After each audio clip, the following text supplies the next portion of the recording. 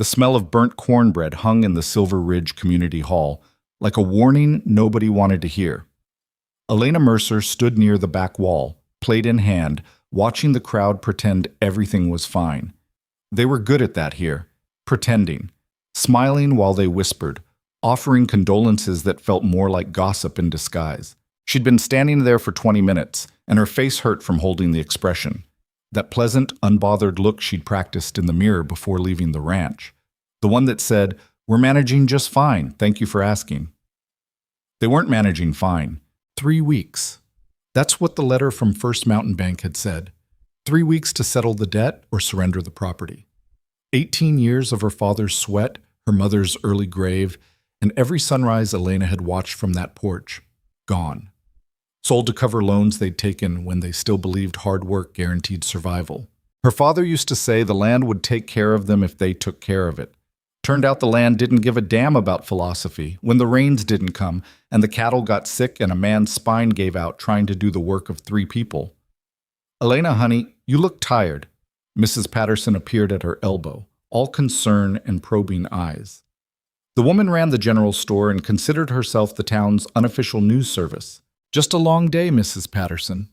Elena kept her voice light, easy. "You know how it is." "I do."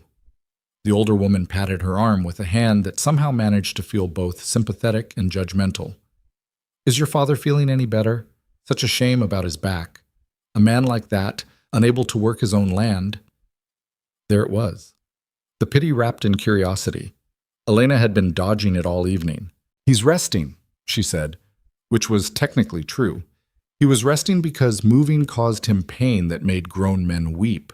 Resting because the doctor said another injury would leave him bedridden permanently. Resting because they couldn't afford the surgery that might actually help. "Well, you tell him we're praying for you all." "I will." "Thank you." Mrs. Patterson drifted away, probably to share Elena's haunted expression with someone else. Elena set her untouched plate on a nearby table and considered leaving.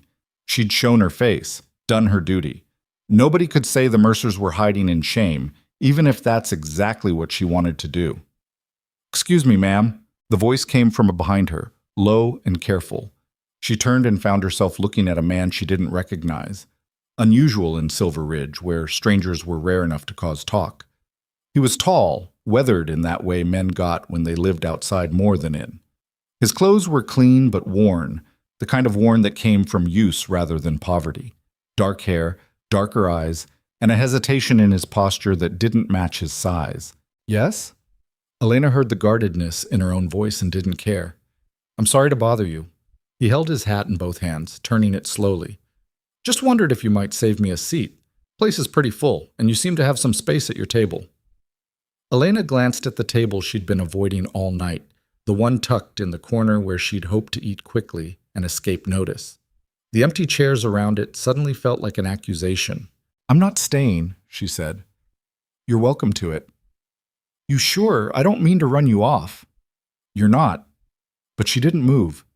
Something about the way he stood there, patient and steady, made her pause. Most men would have already taken the rejection and walked away. This one just waited, like he had all the time in the world and no expectation of anything. "You with the cattle outfit?" she asked, because the timing fit. Word had spread that a trail crew was passing through, taking on extra riders for the spring drive. "Yes, ma'am?" "Thought so." She felt something bitter rise in her chest. "You'll be gone by week's end, then?" "That's the plan." "Then you should probably find someone else's table. I'm not interested in entertaining men who'll be dust on the road before I finish my coffee tomorrow." It came out harsher than she'd intended, but she'd had enough of this evening. Enough of fake pleasantness and careful questions and the suffocating weight of being watched. The man didn't flinch. He just nodded slowly, something like understanding passing across his face. "Fair enough," he said quietly. "Apologies for the intrusion, ma'am." He started to turn away and Elena felt a pang of guilt she couldn't quite explain. It wasn't his fault she was drowning. Wasn't his fault she'd spent the last 6 months watching everything fall apart while maintaining a smile that made her jaw ache. "Wait." He stopped. "I'm sorry," she said, and meant it. "That was rude. It's been a difficult day."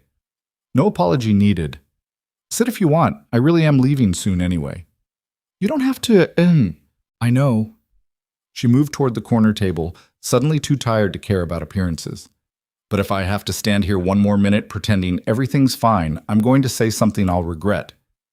A hint of a smile touched his face. Well, can't have that. They sat. The table felt smaller with him across from it, his frame taking up space in a way that should have been uncomfortable but somehow wasn't. Around them, the hall buzzed with conversation and laughter, the sound of people who still believed tomorrow would come with opportunities instead of foreclosure notices. I'm Rhett Callahan, he said after a moment. Elena Mercer. Pleasure to meet you, Miss Mercer. It's just Elena, and this isn't exactly a pleasure for either of us, is it? You're stuck at a table with a rude woman who doesn't want company, and I'm stuck at a supper I can't afford to skip. Can't afford to skip? He tilted his head slightly. How's that? Elena almost didn't answer. She'd spent months keeping family business private, maintaining the fiction that they were fine, just going through a rough patch.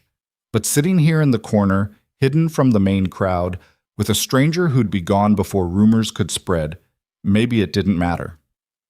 Because if I don't show up, people assume we're failing, she said. And if they assume we're failing, they stop doing business with us. And if they stop doing business with us, we fail faster. Rhett was quiet for a moment, studying her with an intensity that should have felt invasive. Instead, it just felt present, like he was actually listening instead of waiting for his turn to talk. That's a tough spot, he said finally. It's a dying spot. The words escaped before she could stop them. But we're handling it. I'm sure you are. The way he said it, no pity, no judgment, just acknowledgement, did something strange to the knot in her chest, loosened it slightly. She hadn't realized how tightly she'd been holding everything until that tiny release of pressure. You hungry? She asked, nodding toward the serving tables lined with food. Starving, but I was trying to be polite. Don't be polite. The cornbread's burnt, but the stew's decent. Mrs. Henderson made her potato casserole, which is either the best thing you'll ever eat, or the worst, depending on whether she remembered the salt. Sounds dangerous. Living's dangerous. Elena stood, surprising herself. Come on, I'll navigate you through the minefield. They joined the line together, and Elena felt the shift in the room's attention. Conversations didn't stop exactly, but they changed tone, became more pointed. Mrs. Patterson's eyebrows climbed toward her hairline. I'm making you the subject of gossip, Rhett observed quietly. I've been the subject of gossip since my father's injury. This just gives them something new to speculate about. And what will they speculate? That I'm desperate enough to flirt with a trail rider who will be gone by sunrise, that the Mercer girl has lost her standards along with her prospects, that I'm exactly what they suspected, fragile and foolish. You don't seem fragile. Elena glanced at him sharply, but his expression was sincere. Not flattering, just observing. I'm excellent at seeming, she said. It's my best skill these days. They filled their plates in silence. The stew did look decent. The cornbread was definitely burnt. Mrs. Henderson's casserole was a gamble Elena wasn't willing to take tonight. She had enough uncertainty in her life without adding questionable potatoes. Back at the corner table, Rhett ate with the focused efficiency of someone who'd known real hunger. Not rushed, just purposeful. Elena picked at her food, appetite somewhere back at the ranch with the debt notices and her father's labored breathing. How long you been working cattle? She asked, more to fill the silence than from genuine curiosity. Since I was 12, my uncle ran a ranch in Colorado, taught me the trade before he passed. And you've been drifting ever since? More or less. He paused, fork halfway to his mouth, looking for the right piece of land, place where I could settle down, build something permanent. Found it yet? Not yet. Maybe you won't. Elena heard the bitterness in her voice and didn't try to hide it. Maybe land doesn't want to be built on anymore. Maybe it just takes and takes until there's nothing left to give. Rhett set down his fork carefully. That's not the land's fault. No? She laughed, sharp and humorless. Then whose fault is it? My father's, for breaking his back trying to keep us afloat? My mother's, for dying before she could see us fail? Mine, for not being strong enough to do this alone? Elena, we're losing the ranch. The words spilled out like water through cracked dam walls. 3 weeks. That's all we have left. 18 years of our lives, and in 3 weeks it belongs to the bank. So forgive me if I'm not optimistic about your dreams of permanent settlement, Mr. Callahan. From where I'm sitting, permanent doesn't exist. The silence that followed felt enormous. Around them, the hall continued its cheerful noise, oblivious to the small collapse happening in the corner. "I'm sorry," Rhett said quietly. I'm sorry. Everyone's sorry." Elena pushed her plate away, appetite completely gone. "Sorry doesn't pay debts. Sorry doesn't fix broken spines or bring back lost seasons or make banks believe in second chances. No, it doesn't." She expected him to make excuses then, to stand up, thank her for the conversation, and disappear back into the crowd of strangers who had no stake in her family's ruin. That's what normal people did when confronted with someone else's disaster. They retreated to comfortable distance. Rhett didn't retreat. "How much land you working?" he asked instead. The question caught her off guard. "What?" "The ranch. How much acreage?" "I don't see how that's 100 acres? 200? 160. Elena frowned. "Why? Cattle or crops?" "Both. Mostly cattle, but we keep gardens, some grain." "Why are you asking me this?" Rhett leaned back in his chair, eyes distant like he was calculating something. 160 acres isn't small. With the right management, that's viable land. Your father been working it alone since his injury. We have 2 hands left, but they're... Elena trailed off, uncomfortable with this line of questioning. "We manage. 2 hands for 160 acres, plus a man who can't work and a woman trying to hold everything together." Rhett's voice was matter-of-fact, not pitying. "That's not managing. That's surviving minute to minute." "Well aware. Thank you. I'm not trying to insult you." He met her eyes directly. "I'm trying to understand the situation." "Why?" It was the obvious question, and Elena watched him wrestle with the answer. His jaw worked slightly, like he was chewing on words he wasn't sure he should speak. "Because I've seen good land die from lack of help," he said finally. "And because you seem like someone who's been fighting alone for too long. And because..." He stopped, shook his head. "Doesn't matter. Point is, 3 weeks isn't much time, but it's not nothing either. It's nothing when you have no money and no options. You have land. Land that could produce if it was worked right." "Worked by who?" Elena heard her voice rising and forced it down.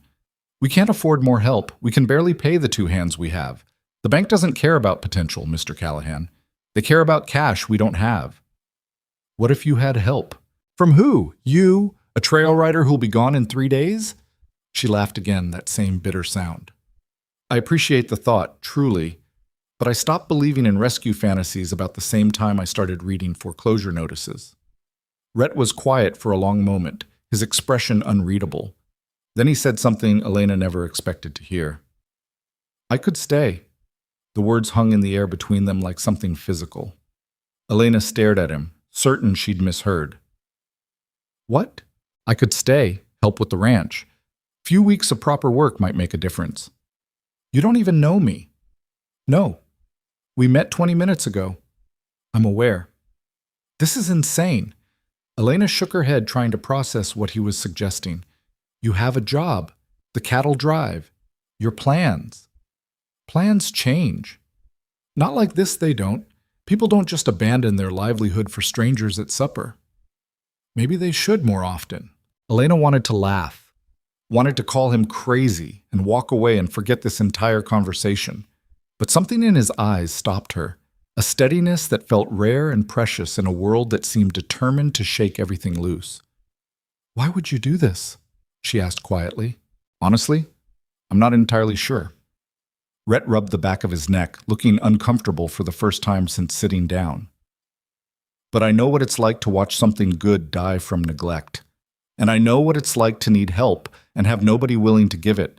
And I know that 3 weeks ago, I was ready to ride north and keep drifting until I found that perfect piece of land I've been chasing half my life. And now I'm thinking maybe perfect doesn't exist. Maybe there's just good land and good people and the willingness to fight for both." It was the most naive, foolish, impossibly hopeful thing Elena had heard in months. It made absolutely no sense. They were strangers. He owed them nothing. This kind of gesture belonged in dime novels, not reality. "We can't pay you," she said, testing his sincerity. "Didn't ask for pay. We can barely feed ourselves, let alone another person. I'm not picky. My father will never trust you. He barely trusts me anymore, and I'm his daughter." "That's his right." Elena searched for more objections, more reasons this was impossible and ridiculous and doomed to failure. But sitting across from Rhett Callahan, seeing the quiet determination in his expression, she found her arguments falling apart. "This is crazy," she said softly. "Probably. You'll regret it. Maybe. 3 weeks isn't enough time to save a dying ranch. Then we'll die trying, which is better than not trying at all." Something cracked in Elena's chest. That careful wall she'd built around hope, the one that kept disappointment at bay. A tiny fracture, letting in dangerous possibility. "Why do I feel like I'm about to make a terrible mistake?" she whispered. Rhett smiled, and it transformed his entire face, made him look younger, less worn. "Because you probably are. But sometimes terrible mistakes are better than safe surrender. That's a gambling man's philosophy. Never claimed to be anything else." They sat there in the corner of the community hall, surrounded by the noise of people who had no idea a small revolution was occurring at the back table. Elena felt unmoored, like she'd stepped off solid ground into water of unknown depth. "If you do this," she said carefully, "if you actually come to the ranch tomorrow morning, my father will probably meet you with a shotgun. I've been met with worse. Our foreman quit last month. The 2 hands we have left are barely competent. The house is falling apart. The north pasture fence is down. We lost half the herd last winter. The well is running dry. She stopped herself, overwhelmed by the enormity of their problems. "It's not just hard, Mr. Callahan. It's impossible." "Rhett," he corrected gently. "And impossible just means nobody's figured out how yet." "That's not what impossible means. It is where I'm from." Despite everything, the fear, the exhaustion, the crushing weight of impending loss, Elena felt something that might have been laughter trying to escape her throat. Not bitter this time, something closer to genuine. "You're either the bravest man I've ever met or the most foolish," she said. "Why can't I be both?" "Because bravery implies wisdom. This is just hope." The word settled between them like a challenge. Elena hadn't let herself hope in months. Hope hurt too much when it died. Better to prepare for the worst, accept the inevitable, and maintain whatever dignity she could in the collapse. But looking at Rhett, the stranger who'd asked for a seat and somehow got entangled in her family's disaster, she felt hope stirring despite her best efforts to smother it. "I don't know you," she said again, quieter this time. "No. But you know desperation, and you know what it's like when nobody offers help. And you know that 3 weeks from now, you'll be standing on land that used to be yours, wondering if there was something more you could have done." "That's cruel." "That's honest." His voice was gentle but firm. "I'm not promising miracles, Elena. I'm not even promising success. I'm just promising that if your ranch goes down, it won't be because nobody tried to help. It'll be because the fight was too hard, not because you were alone in it." Elena felt tears threatening and blinked them back angrily. She didn't cry. Hadn't cried since the day the doctor explained her father would never work full strength again. Tears were useless, indulgent, a waste of energy she couldn't afford.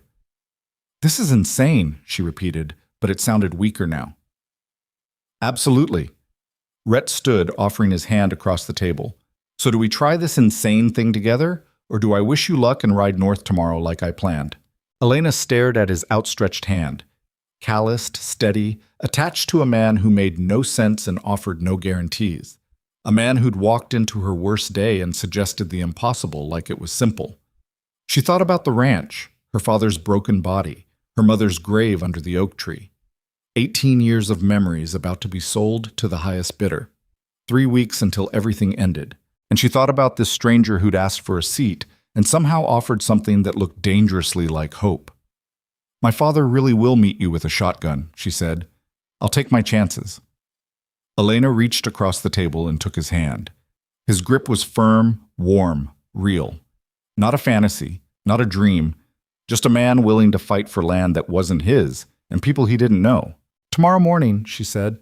"Sunrise. The ranch is 3 miles east, white farmhouse with a red barn. Can't miss it." "I'll be there." Rhett? Yeah? If you change your mind tonight, if you wake up and realize this is crazy and ride north like you planned, I won't hold it against you. Nobody would blame you for choosing sense over stupidity. His smile was softer this time, tinged with something that looked like understanding. Elena? Yeah? I'm not going to change my mind. They released hands slowly, the moment stretching between them like a promise neither was quite sure how to keep. Around them, the supper continued its oblivious rhythm. People laughed, food was served, plans were made for tomorrow and next week and next month. Plans that assumed the world would keep turning the way it always had. But in the corner table at the back of the hall, something had shifted. Two people who had no business trusting each other had made a pact that defied logic and reason, and every lesson Elena had learned about protecting herself from disappointment. I should go, she said, though she didn't move. My father will worry if I'm late. Of course. And you should probably get back to your crew. Let them know you're insane and staying behind to help some desperate woman with a dying ranch. That's exactly how I'll phrase it. This time the laugh did escape. Small, startled, almost forgotten. Elena stood, smoothing her dress with hands that trembled slightly. Rhett stood as well, hat back in his hands, that patient posture returning. Thank you, Elena said, and the words felt inadequate for what had just passed between them. For the seat, and the conversation, and the everything else. See you at sunrise, Elena. Sunrise, she echoed. She walked toward the exit, aware of eyes following her progress. Mrs. Patterson would have questions. The whole town would have questions. Let them question. Let them whisper and speculate and make assumptions. For the first time in months, Elena didn't care what Silver Ridge thought. She had 3 weeks to save her family's ranch, and a stranger named Rhett Callahan had just volunteered to help her do the impossible. It was the craziest, most foolish, most dangerous decision she'd made in her entire life. And standing in the doorway of the community hall, looking back at the corner table where a quiet trail rider stood watching her leave, Elena felt something she'd almost forgotten existed. Hope. It hurt worse than despair, felt more dangerous than surrender. But it was there, burning in her chest like a candle in a storm, fragile, flickering, refusing to die. She stepped into the night, the cool air hitting her face like a benediction. Above, stars scattered across the sky in patterns her mother used to trace, telling stories about constellations and courage and the foolish bravery of people who refuse to accept defeat. Tomorrow, Rhett Callahan would ride out to a dying ranch and meet a broken-backed man with a shotgun and probably realize what a terrible mistake he'd made. Tomorrow, reality would crash back in with all its impossible weight and crushing certainty. But tonight, just for tonight, Elena let herself believe that maybe, against every odd and reason, there was still a chance. She walked home under those distant stars, and for the first time in months, the darkness didn't feel quite so heavy. Behind her, in the warm light of the community hall, Rhett Callahan stood at the corner table and wondered what the hell he'd just volunteered for. Then he smiled to himself, finished his cold stew, and started figuring out how to explain to his trail boss why he wouldn't be riding north tomorrow after all. Some fights were worth abandoning plans for. Some people were worth believing in. And some nights changed everything, whether you were ready for it or not. The ride back to the ranch took Elena through darkness so complete it felt like moving through ink. Her horse knew the path better than she did at this point, which was fortunate since her mind was elsewhere. Caught in the impossibility of what had just happened, circling around Rhett Callahan's steady voice and the reckless promise they'd made to each other. The farmhouse appeared as a dim shape against the night sky, one lamp burning in the front window. Her father always kept it lit when she was out, a beacon that had guided her home since childhood. Tonight it looked lonelier than usual, a single point of light in an ocean of dark. She stabled her horse quickly, hands moving through familiar motions while her thoughts stayed tangled. In a few hours, the sun would rise, and either Rhett Callahan would appear or she'd wake up to the harsh reality that hope was still just another word for foolishness. Inside, her father sat at the kitchen table, papers spread before him. Financial records, loan documents, the accumulation of their slow disaster. He looked up when she entered, and the lines on his face seemed deeper in the lamplight. "You're late," Thomas Mercer said. His voice carried the permanent rasp of someone living with constant pain. The supper ran long. Elena hung her shawl on the hook by the door. Mrs. Henderson brought her potato casserole. That woman still can't remember salt. A ghost of humor crossed his face, then faded. Any news? Just the usual gossip, nothing worth repeating. She couldn't tell him. Not yet. Not until she knew if Rhett would actually show up.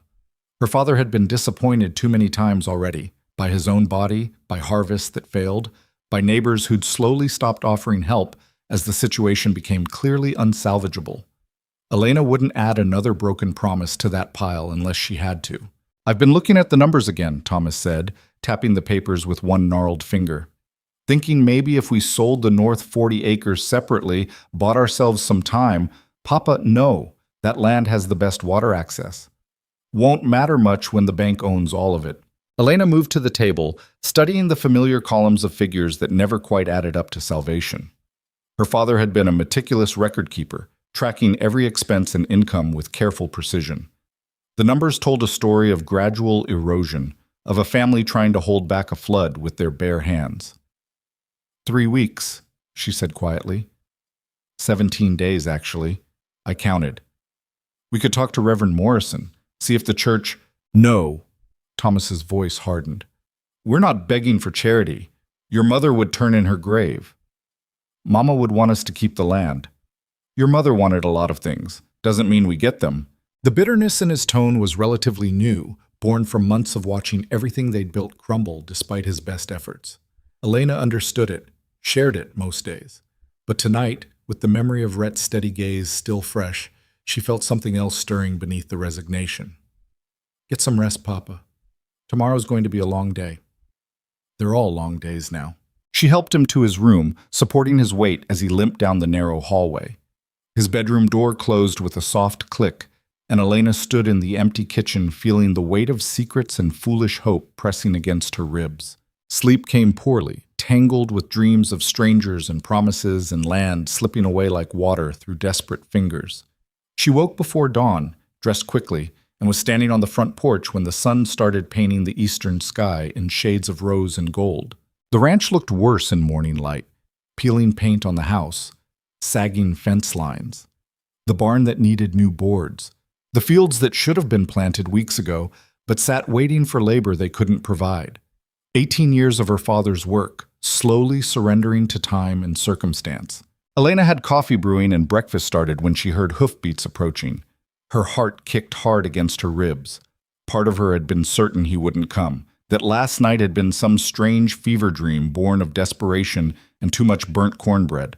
But Rhett Callahan appeared at the end of the drive as the sun cleared the horizon, riding steady and unhurried, exactly as promised. She stepped off the porch to meet him, aware that inside her father would be waking soon and this peaceful moment would shatter into questions and suspicion and probably threats involving firearms.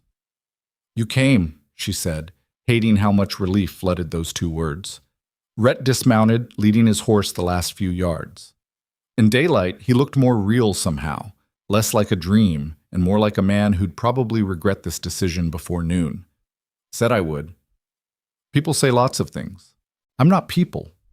Before Elena could respond, the front door opened and her father stepped onto the porch.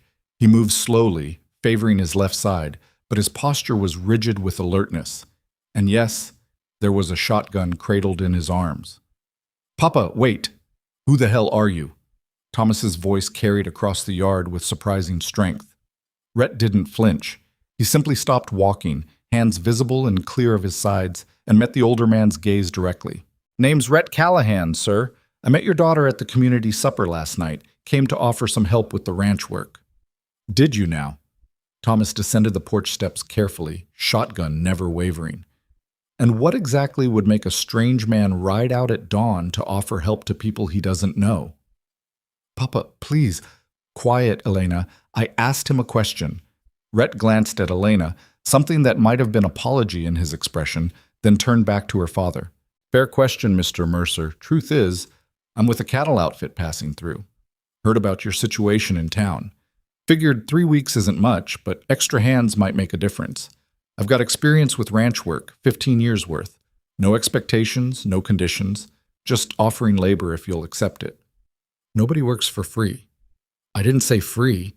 I said no expectations. Room and board is payment enough if you can spare it." Thomas studied Rhett with the suspicious intensity of a man who'd learned the hard way that charity usually came with strings attached. Elena held her breath, watching her father's face for any sign of softening. "You know we're losing this place," Thomas said finally. "Heard that in town too, I'm guessing." "Yes, sir." "So you're volunteering to work yourself raw for land that'll belong to the bank in 17 days. 16 now, technically. Boy, are you simple or just stupid?" "Papa!" Elena's face burned with embarrassment, but Rhett smiled slightly, not offended. "Probably both, sir. But I know cattle and crops and fence repair. And I know that giving up 3 weeks early is the same as giving up 3 weeks late, except one way you can say you fought till the end. Fighting don't mean much when you lose anyway. It means everything when you lose anyway." Silence stretched between the three of them. Elena watched her father's grip on the shotgun tighten, then gradually relax. Something passed across his weathered face, too quick to name, too complicated to be simple acceptance. "You'll work dawn to dusk," Thomas said finally. "No complaints, no excuses." "Understood." "You'll sleep in the barn. We don't have proper lodging for hired help." "Barn's fine." "And if I catch you sniffing around my daughter with intentions beyond honest work, I'll shoot you myself and let the coyotes sort out the remains." "Papa, for heaven's sake!" "He understands me, don't you, boy?" Rhett's expression remained serious. "Yes, sir. Crystal clear." Thomas lowered the shotgun slowly, though he didn't set it aside. "Breakfast is in 10 minutes. Wash up at the pump. Elena, show him where he can stable his horse." Her father turned and limped back into the house, each step carefully measured. Elena released a breath she hadn't known she was holding. "That went well," Rhett said quietly. "He didn't shoot you. That's the best outcome I could have hoped for. He's protective. Can't fault him for that." Elena led Rhett toward the barn, acutely aware of his presence beside her. In daylight, the ranch's failures felt more pronounced. Every broken board, every overgrown patch, every small disaster they'd been too exhausted to address. "It's worse than I described last night," she said, unable to keep the defensive edge from her voice. "The barn roof leaks. The stalls need mucking. The feed situation is problematic. And that's just the beginning. Every ranch has problems. Not like this. Not this many." Rhett led his horse into an empty stall, moving with the easy efficiency of someone who'd done this thousands of times. "You got tools?" "Some. The good ones got sold last fall. We'll work with what you have." He started unsaddling his horse, hands steady on the leather. "Your father seems like a hard man. He used to be different. Before the injury, before—" Elena stopped herself. "He's scared and angry and watching everything he built fall apart. That changes people. It doesn't excuse him being harsh with you. He's not harsh. He's honest. There's a difference." Rhett glanced at her, something thoughtful in his expression. "If you say so." They finished settling his horse in silence. Elena showed him the pump outside, the barn loft where he could spread his bedroll, the tool shed with its sparse inventory of implements that had seen better decades.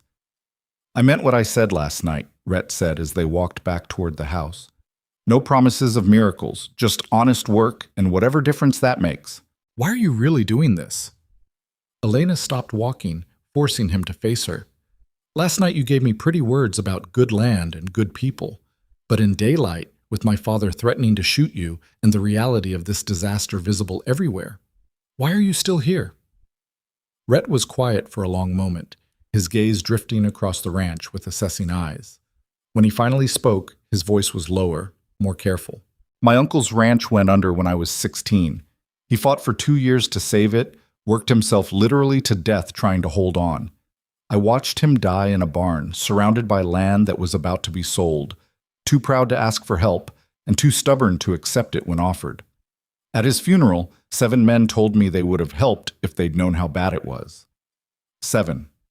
But nobody asked, and he never said, and the land got sold anyway to some buyer who turned it into hunting grounds for rich men from back east." Elena felt something tighten in her chest. "So when you talked about losing everything in 3 weeks while people stand around being sorry, but not helpful, I heard my uncle. And I thought about those 7 men at the funeral, saying what they would have done if they'd had the chance.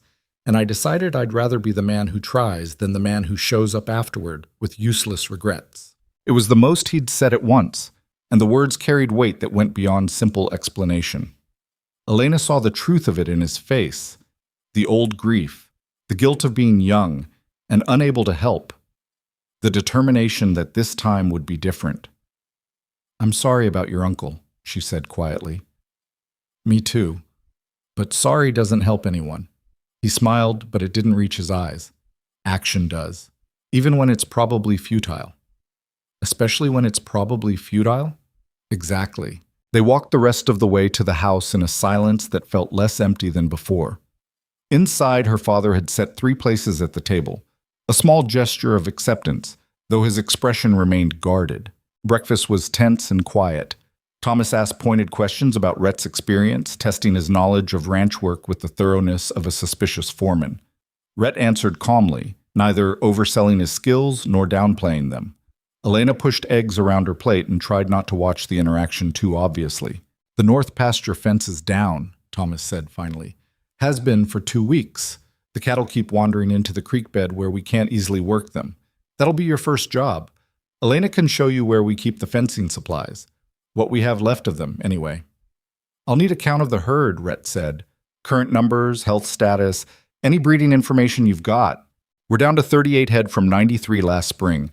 Lost most of them to disease, some to poor feeding, couple to predators we couldn't track down. The remaining stock is—" Thomas's jaw worked.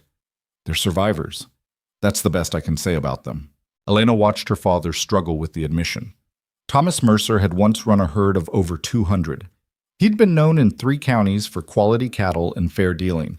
Now he was down to 38 animals that were survivors and little else. 38 is a start, Rhett said, more than some ranches work with. It's a fraction of what we need to be viable. Maybe, but it's not 0.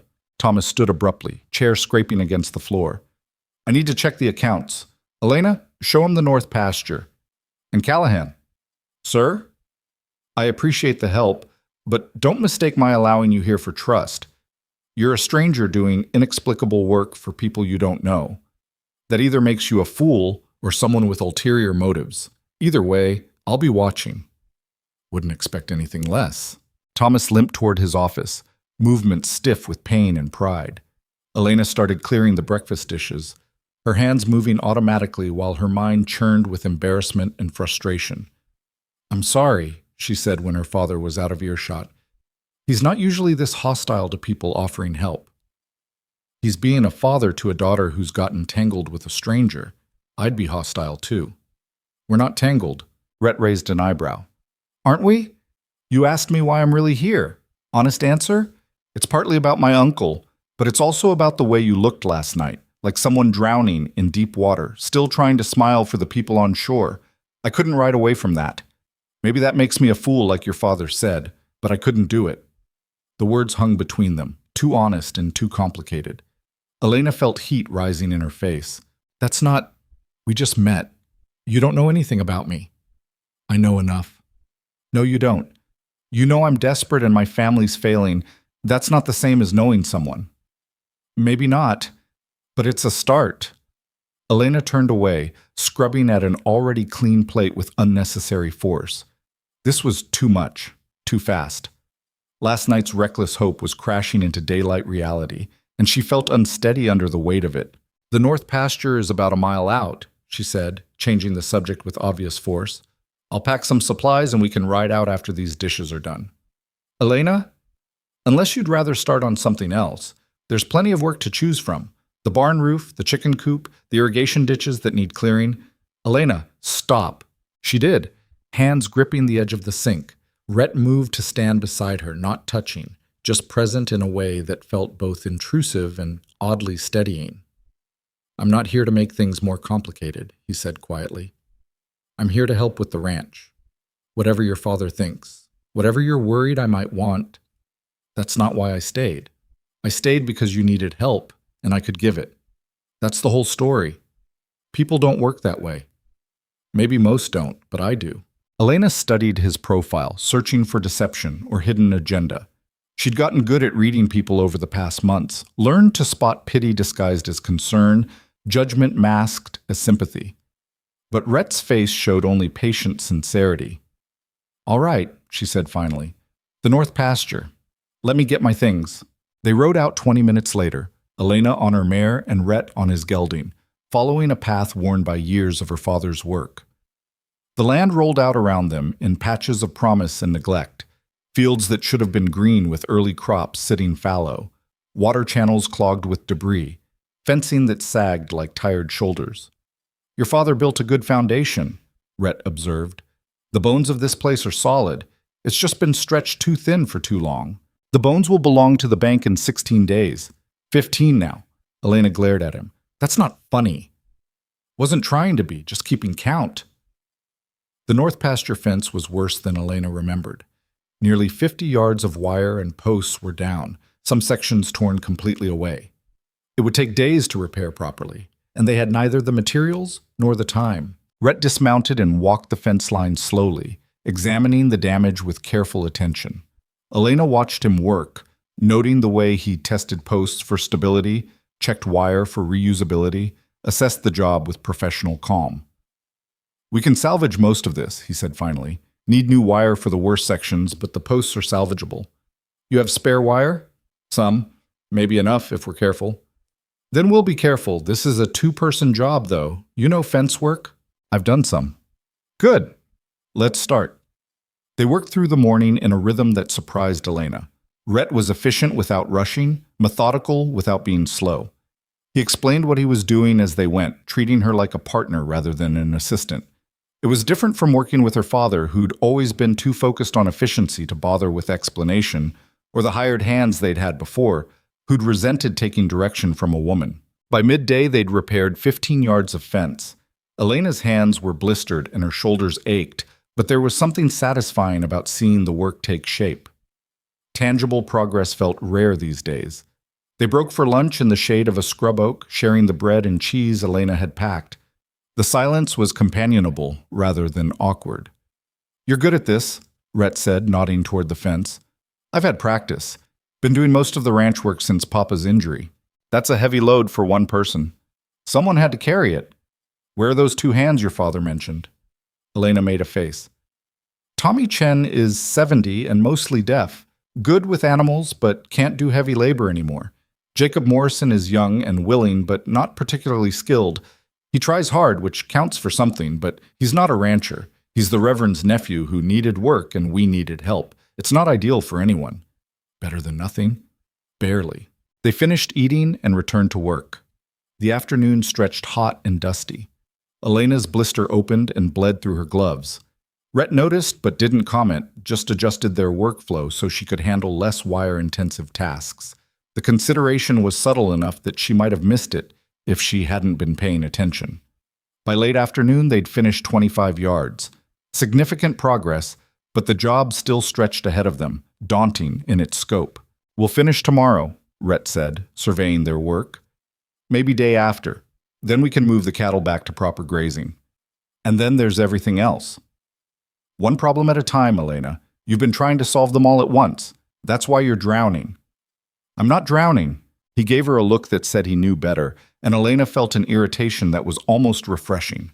She'd been surrounded by careful politeness for so long, people treating her like she might shatter if they spoke plainly. Rhett's directness was uncomfortable, but honest. They rode back as the sun started its descent, painting the sky in colors that would have been beautiful if Elena had any energy left for appreciation. Her father was on the porch when they arrived, his expression unreadable. How much did you finish? Thomas asked without preamble. About 25 yards, Rhett replied. Should have it completed by tomorrow evening. 25 yards. Thomas nodded slowly. That's good progress. It was the closest thing to approval Elena had heard from her father in weeks.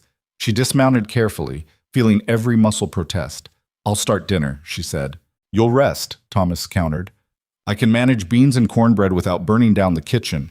Callahan, there's a pump behind the barn if you want to wash up before supper. Inside, Elena collapsed into a chair at the kitchen table and let herself feel the weight of exhaustion. Her father moved around the kitchen with slow deliberation, his movements painful but determined.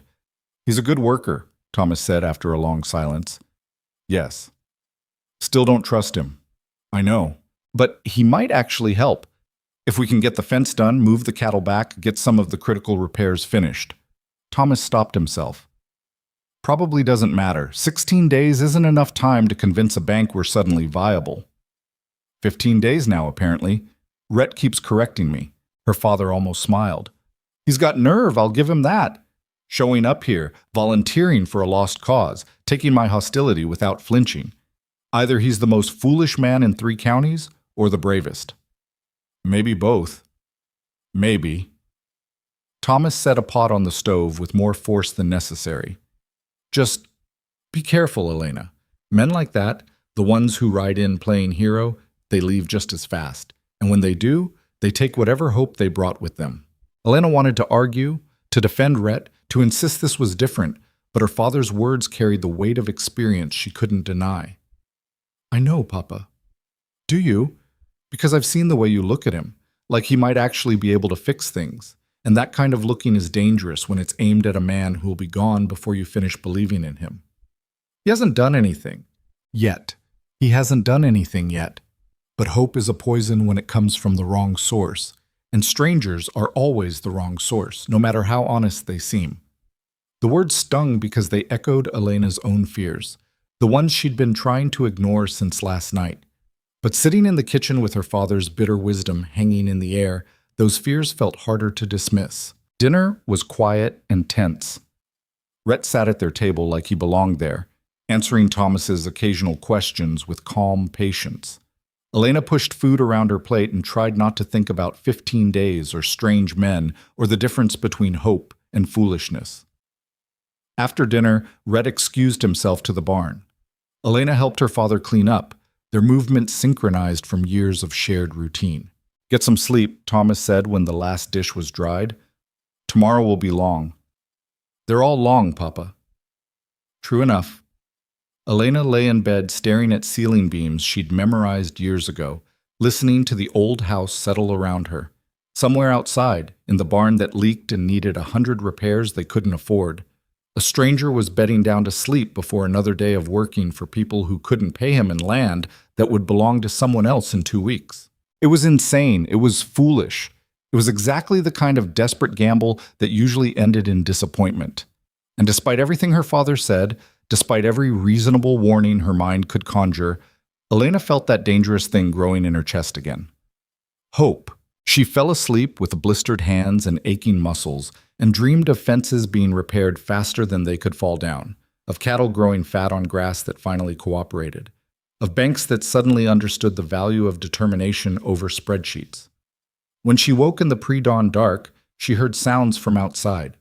Someone moving in the barn, getting ready to work before the sun demanded it. Rhett Callahan, true to his word, preparing to fight for land that wasn't his and people he barely knew. Elena dressed quickly and went to start breakfast, because if they were going to do this impossible thing, they'd do it properly. With full stomachs and stubborn hearts, and whatever strength they could scrape together from the wreckage of their situation. 15 days left. It wasn't enough time to save anything. But she'd learned last night that sometimes the fight mattered more than the outcome, and if they were going down, at least they wouldn't go down alone. The fence work took 3 days instead of 2. On the morning of the 4th day since Rhett's arrival, Elena stood in the north pasture watching him drive the final post into ground that fought back with every strike of the mallet. Sweat darkened his shirt despite the cool morning air, and there was a set to his jaw that spoke of determination worn thin by repetitive labor. That should hold, he said, testing the post with his weight. Won't win any prizes, but it'll keep the cattle where they belong. Elena surveyed the repaired fence line with mixed feelings. It was solid work, undeniably better than the wreckage they'd started with. But standing here looking at mended wire and reset posts, she couldn't shake the feeling they were putting bandages on a corpse. 12 days left, she said. I can count, Elena. Can you? Because sometimes I wonder if you actually understand what we're doing here. We're rearranging furniture in a burning house. Rhett coiled the remaining wire with methodical care, not looking at her. Maybe. Or maybe we're proving the house is worth saving. To who? The bank doesn't care about fixed fences. They care about money we don't have. Your father cares. You care. That counts for something. It counts for nothing when the auction happens. He finally looked up, and there was something harder in his expression than she'd seen before. You want me to stop? Want me to pack up and ride out? Let you get back to drowning in peace? The words stung more than they should have. Elena felt anger rising, at him, at herself, at the entire impossible situation. I want you to be honest about what this is. You're not saving anything, Rhett. You're just making us believe we might, which is worse than accepting defeat. Is it? Because from where I'm standing, defeat was killing you slowly. At least now you're fighting instead of just waiting to die. Fighting for what? We can't make enough money in 12 days to satisfy the bank. Even if we worked 24 hours straight, sold everything not nailed down, performed some kind of agricultural miracle, it wouldn't be enough. You know that. I know that. My father knows that. So what exactly are we fighting for? Rhett set down the wire coil and walked toward her with deliberate steps. When he spoke, his voice was low and controlled. We're fighting because giving up 3 weeks early is the same as telling your father his life's work meant nothing. We're fighting because those 38 cattle deserve better than abandonment. We're fighting because when your mother's grave gets left behind with everything else, you'll want to know you did everything possible to keep it. That's what we're fighting for, Elena. Not victory, just the right to say we tried. Elena felt tears threatening and blinked them back furiously. That's a beautiful speech. Very inspiring. Doesn't change reality. Reality is what we make it. Reality is a foreclosure notice and a bank that wants their money. That's not philosophy, Rhett. That's fact. They stood in the pasture with the morning sun climbing higher, two people who'd somehow gotten tangled in each other's disasters, arguing about hope versus pragmatism while time bled away around them. I'm going back to the house, Elena said finally. Tommy and Jacob are supposed to come by this morning. We need to organize the cattle drive to move the herd back here. I'll come with you. Don't bother. I can handle it myself. I've been handling everything myself for months. She turned and walked toward her horse before he could respond, feeling childish and angry and exhausted in ways that had nothing to do with physical labor. Behind her, Rhett said nothing. Just let her go, which somehow felt worse than if he'd argued. The ride back was lonely. Elena pushed her mare harder than necessary, trying to outrun thoughts that followed anyway. She was being unfair to Rhett. She knew that. He'd done nothing but help, asked for nothing in return, and absorbed her father's hostility and her own frustration with patient grace. But his presence made everything harder because it forced her to hope, and hope was a luxury she'd carefully rationed since the first foreclosure notice arrived. Tommy Chen was waiting at the house when she arrived, sitting on the porch steps with the patient stillness of someone who'd learned to wait decades ago. He was rail-thin and weathered, his face a map of wrinkles that deepened when he smiled. "Morning, Miss Elena," he said, voice carrying the slight accent of someone who'd learned English as a second language in childhood. "Morning, Tommy. Where's Jacob?" "Reverend's boy is sick. Jacob stayed to help his uncle." Of course he did. Elena swallowed her irritation. It wasn't Jacob's fault his family needed him. It wasn't anyone's fault except the universe's for piling problems on top of problems until they became insurmountable. "All right, we'll manage with what we have." Tommy stood slowly, joints creaking audibly. "That young man still here? The one who came to help?" "Rhett." "Yes, he's finishing the north fence. Good worker, from what your father says. Strong back, doesn't complain." Tommy's dark eyes studied her with uncomfortable perception. "You don't seem happy about it." "I'm grateful for the help." "That's not what I asked." Elena dismounted and led her horse toward the barn, aware of Tommy following with his shuffling gait. The old man had worked for her father for 15 years, longer than any other hand they'd employed. He'd earned the right to speak plainly. "He's making us believe we can win," she said quietly. "That's dangerous." "More dangerous than believing you've already lost?" "At least losing doesn't come with false hope attached." Tommy was quiet for a moment, then said something in Cantonese that Elena didn't understand. When she looked at him questioningly, he translated. "Old saying from my grandmother. The drowning man who stops fighting dies certain. The one who keeps fighting might die anyway, but at least he dies trying. Not pretty, but true." "That's a terrible saying, Tommy." "Most true things are terrible. Doesn't make them less true." They heard hoofbeats and turned to see Rhett approaching. He dismounted near them, his expression neutral but his posture wary. Tommy studied him with the open curiosity of someone too old to worry about politeness. "You the trail rider everyone's talking about?" Tommy asked. "Rhett Callahan." Rhett offered his hand. And yes, I suppose I am. Tommy shook it with a grip that was surprisingly firm. Tommy Chen. I do what I can around here, which isn't much anymore. You really planning to help save this place in 12 days? Planning to try. Good enough. Tommy glanced between Rhett and Elena, reading something in their careful distance.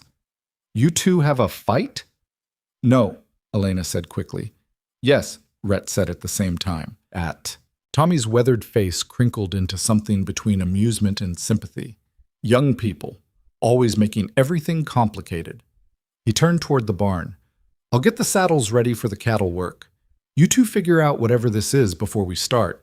Cattle sense tension, and they're ornery enough without adding human drama to the mix. He shuffled away, leaving Elena and Rhett standing in awkward proximity.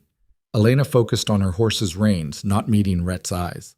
I was harsh earlier, she said finally. You didn't deserve that. You were honest. There's a difference. Honest doesn't mean I had to be cruel about it. Elena, look at me. She did, reluctantly. His expression was serious but not angry. You're scared, he said simply. I get that.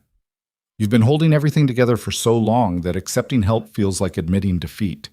And you're terrified that if you let yourself hope, the crash will hurt worse than if you'd never hoped at all. I understand all of that, but taking it out on me when I'm trying to help isn't fair to either of us. I know. So here's what's going to happen. We're going to move those cattle back to proper grazing. We're going to fix whatever else we can fix in the time we have. And when the bank comes in 12 days, we're going to hand them a ranch that's in the best shape we could manage. Not because it'll change their minds, but because it's the right thing to do. And if you need to yell at someone along the way, yell at me. I can take it. But don't give up before we've even finished fighting. Elena felt something loosen in her chest. You're annoyingly reasonable. You know that? I've been told. And persistent. That too. And probably too good to be true, which means I'm waiting for the other shoe to drop. Rhett smiled, but it was tinged with something sad. There's no other shoe, Elena. This is it. A man who volunteered for a lost cause because he couldn't ride away. That's the whole story. No hidden agenda, no secret motives, just stubborn stupidity and the belief that trying matters more than winning. That's still the most foolish philosophy I've ever heard. And yet here we both are, living by it. She couldn't argue with that. Tommy emerged from the barn leading 3 saddled horses, and the moment for deeper conversation passed. They spent the next hour organizing the cattle drive, such as it was with only 3 people and a herd that had scattered across 2 pastures. Thomas appeared halfway through their preparations, moving slowly but determined to help despite his limitations. He couldn't ride anymore, but he could direct operations from the fence line, his voice carrying across the fields with the authority of someone who'd spent decades managing livestock. The work was hot and frustrating. The cattle had grown comfortable in their wandering and resisted being driven back to proper boundaries. Elena's horse spooked twice at nothing, nearly throwing her into the creek bed they were trying to avoid. Tommy's hearing problems meant he missed half of Rhett's shouted directions. And the whole operation took 3 times longer than it should have because they were simply too few people for the job. But by late afternoon, they had 38 head of cattle safely enclosed in the north pasture, grazing on grass they hadn't decimated through overuse. Standing at the fence watching the herd settle, Elena felt a tiny spark of something that might have been accomplishment. Good work, Thomas called from his position near the gate. His face was drawn with pain from standing too long, but there was something in his expression that looked almost like pride. Couldn't have done it without Rhett, Elena said, loud enough for her father to hear. Thomas's jaw worked, clearly wrestling with acknowledgement versus his ingrained suspicion. Finally he said, Callahan, you know anything about water systems? Some. Why? Main well is running low. Been meaning to check the secondary pump, but it's heavy work and I can't. Thomas gestured vaguely at his back. Needs doing soon or we'll lose water access entirely. I'll look at it tomorrow morning. Could be a 2-day job if the pump needs full maintenance. Then it'll take 2 days. Thomas nodded slowly. All right then. He turned and limped back toward the house, each step clearly painful. Tommy followed, moving with his careful shuffle. Elena and Rhett rode back to the barn in the golden light of late afternoon. The silence between them was easier now, worn smooth by shared labor and the strange intimacy of working toward a common goal. Your father's softening, Red observed as they unsaddled the horses. Don't mistake exhaustion for acceptance. He's just too tired to maintain full hostility. I'll take it. Rhett? Elena paused in brushing down her mare. Why do you keep correcting me about the days? 12, 11, 15, 14? You're always counting down. Why? He was quiet for a moment, focusing on his horse's bridle with more attention than it required. Because if we stop counting, it becomes abstract. Just soon, or any day now. Making it specific, making it real. That keeps us focused, keeps us honest about how much time we actually have. That's exhausting. Most honest things are. Elena thought about Tommy's grandmother and her terrible sayings, about Rhett's uncle, who died fighting for land that got sold anyway, about her own mother buried under the oak tree that would soon belong to strangers. Honesty and exhaustion seemed to go hand in hand. 11 days, she said quietly. 11 days, Rhett agreed. They finished with the horses and walked toward the house together. Inside, Tommy was helping Thomas prepare dinner, a process that involved more arguing than actual cooking. But the sound of it was oddly comforting, normal, like the ranch was still a place where ordinary conflicts happened instead of just the slow-motion disaster of foreclosure. Dinner was beans and cornbread again. They were running low on supplies, and Elena had been rationing carefully, trying to stretch their stores without making it obvious they were down to desperate measures. Tommy ate with single-minded focus. Thomas picked at his food, pain clearly affecting his appetite. Rhett cleaned his plate and quietly accepted seconds without commenting on the simplicity of the meal. Jacob will be back tomorrow, Tommy said. His uncle's boy just had a fever. Nothing serious. Good, Thomas replied. We need all the hands we can get for the irrigation work. Ditches are badly clogged. I can help with that, Rhett offered. You'll be working the well pump. I can do both. Thomas fixed him with a long look. Boy, you're one man. Stop trying to be three. Someone has to try to be three. You've only got 3 people total for work that needs 6. And whose fault is that? The words came out harsher than Thomas probably intended. He set down his fork with a sharp click. Sorry, that wasn't directed at you. I know. It's directed at me. Thomas rubbed his face with both hands. I'm the one who drove away the good workers by not being able to pay them. I'm the one who took loans I couldn't repay. I'm the one who broke my back and left my daughter to carry everything alone. Papa, ha! It's true, Elena. All of it. And now we've got a stranger working himself raw trying to fix what I broke. And I can't even pay him for the effort. The silence that followed was heavy and uncomfortable. Elena stared at her plate, feeling the weight of her father's guilt pressing against her own. Rhett cleared his throat carefully. Mr. Mercer, I've seen a lot of ranches in my time. Good ones, bad ones, everything in between. This place has good bones. The problems you're facing aren't because you failed. They're because you got hit with things nobody could have predicted or prevented. Injury, disease, drought, market changes. That's not failure. That's just bad luck compounded. Bad luck for 6 seasons running? That's not luck anymore. That's incompetence. No, sir. That's life. And the fact that you're still standing after 6 seasons of hell says more about your competence than the failures do. Thomas studied Rhett with red-rimmed eyes. You're a smooth talker, Callahan, but smooth talk doesn't pay banks or fix broken spines. No, it doesn't. But recognizing what you're actually responsible for versus what you're blaming yourself for, that's important, because you're carrying guilt for things that weren't your fault, and that weight is crushing you harder than the actual problems are. And you know this how? You've known us less than a week. I know because I watched my uncle do the same thing. Blamed himself for weather he couldn't control, prices he didn't set, circumstances beyond anyone's power to change. He died believing he'd failed, when the truth is he'd done everything possible and it still wasn't enough. That's not failure, Mr. Mercer. That's tragedy. There's a difference. Elena watched her father's face work through emotions too complicated to name. Finally he said, voice rough, I'm going to bed. Long day tomorrow. He stood with visible effort. Elena, don't stay up too late. And Callahan, thank you for the work and the other thing, the talk. Yes, sir. Thomas limped to his room and closed the door quietly. Tommy stood as well, stretching with audible cracks. I'll head home. See you folks at first light. He paused at the door. That was good what you said. True things, even when they're hard to hear. After Tommy left, Elena and Rhett cleaned up in silence. The dishes clinked softly in the basin. Outside, night settled over the ranch with its usual sounds. Cattle lowing, wind through the barn, the creek's distant murmur. You didn't have to do that, Elena said finally. Tell my father it wasn't his fault. It needed saying. He might not believe it. Maybe not yet, but he heard it. Sometimes that's enough to start changing how someone thinks. Elena dried the last plate and set it carefully in the cupboard. You're very good at this, saying the right thing at the right time. I've had practice. With your uncle? Rhett's hand stilled in the wash water. I never got to say those things to my uncle. He died believing he'd failed. I promised myself that if I ever got the chance, I'd make sure someone else heard what he needed to hear. Your father needed to hear it. And me? Elena turned to face him. What do I need to hear?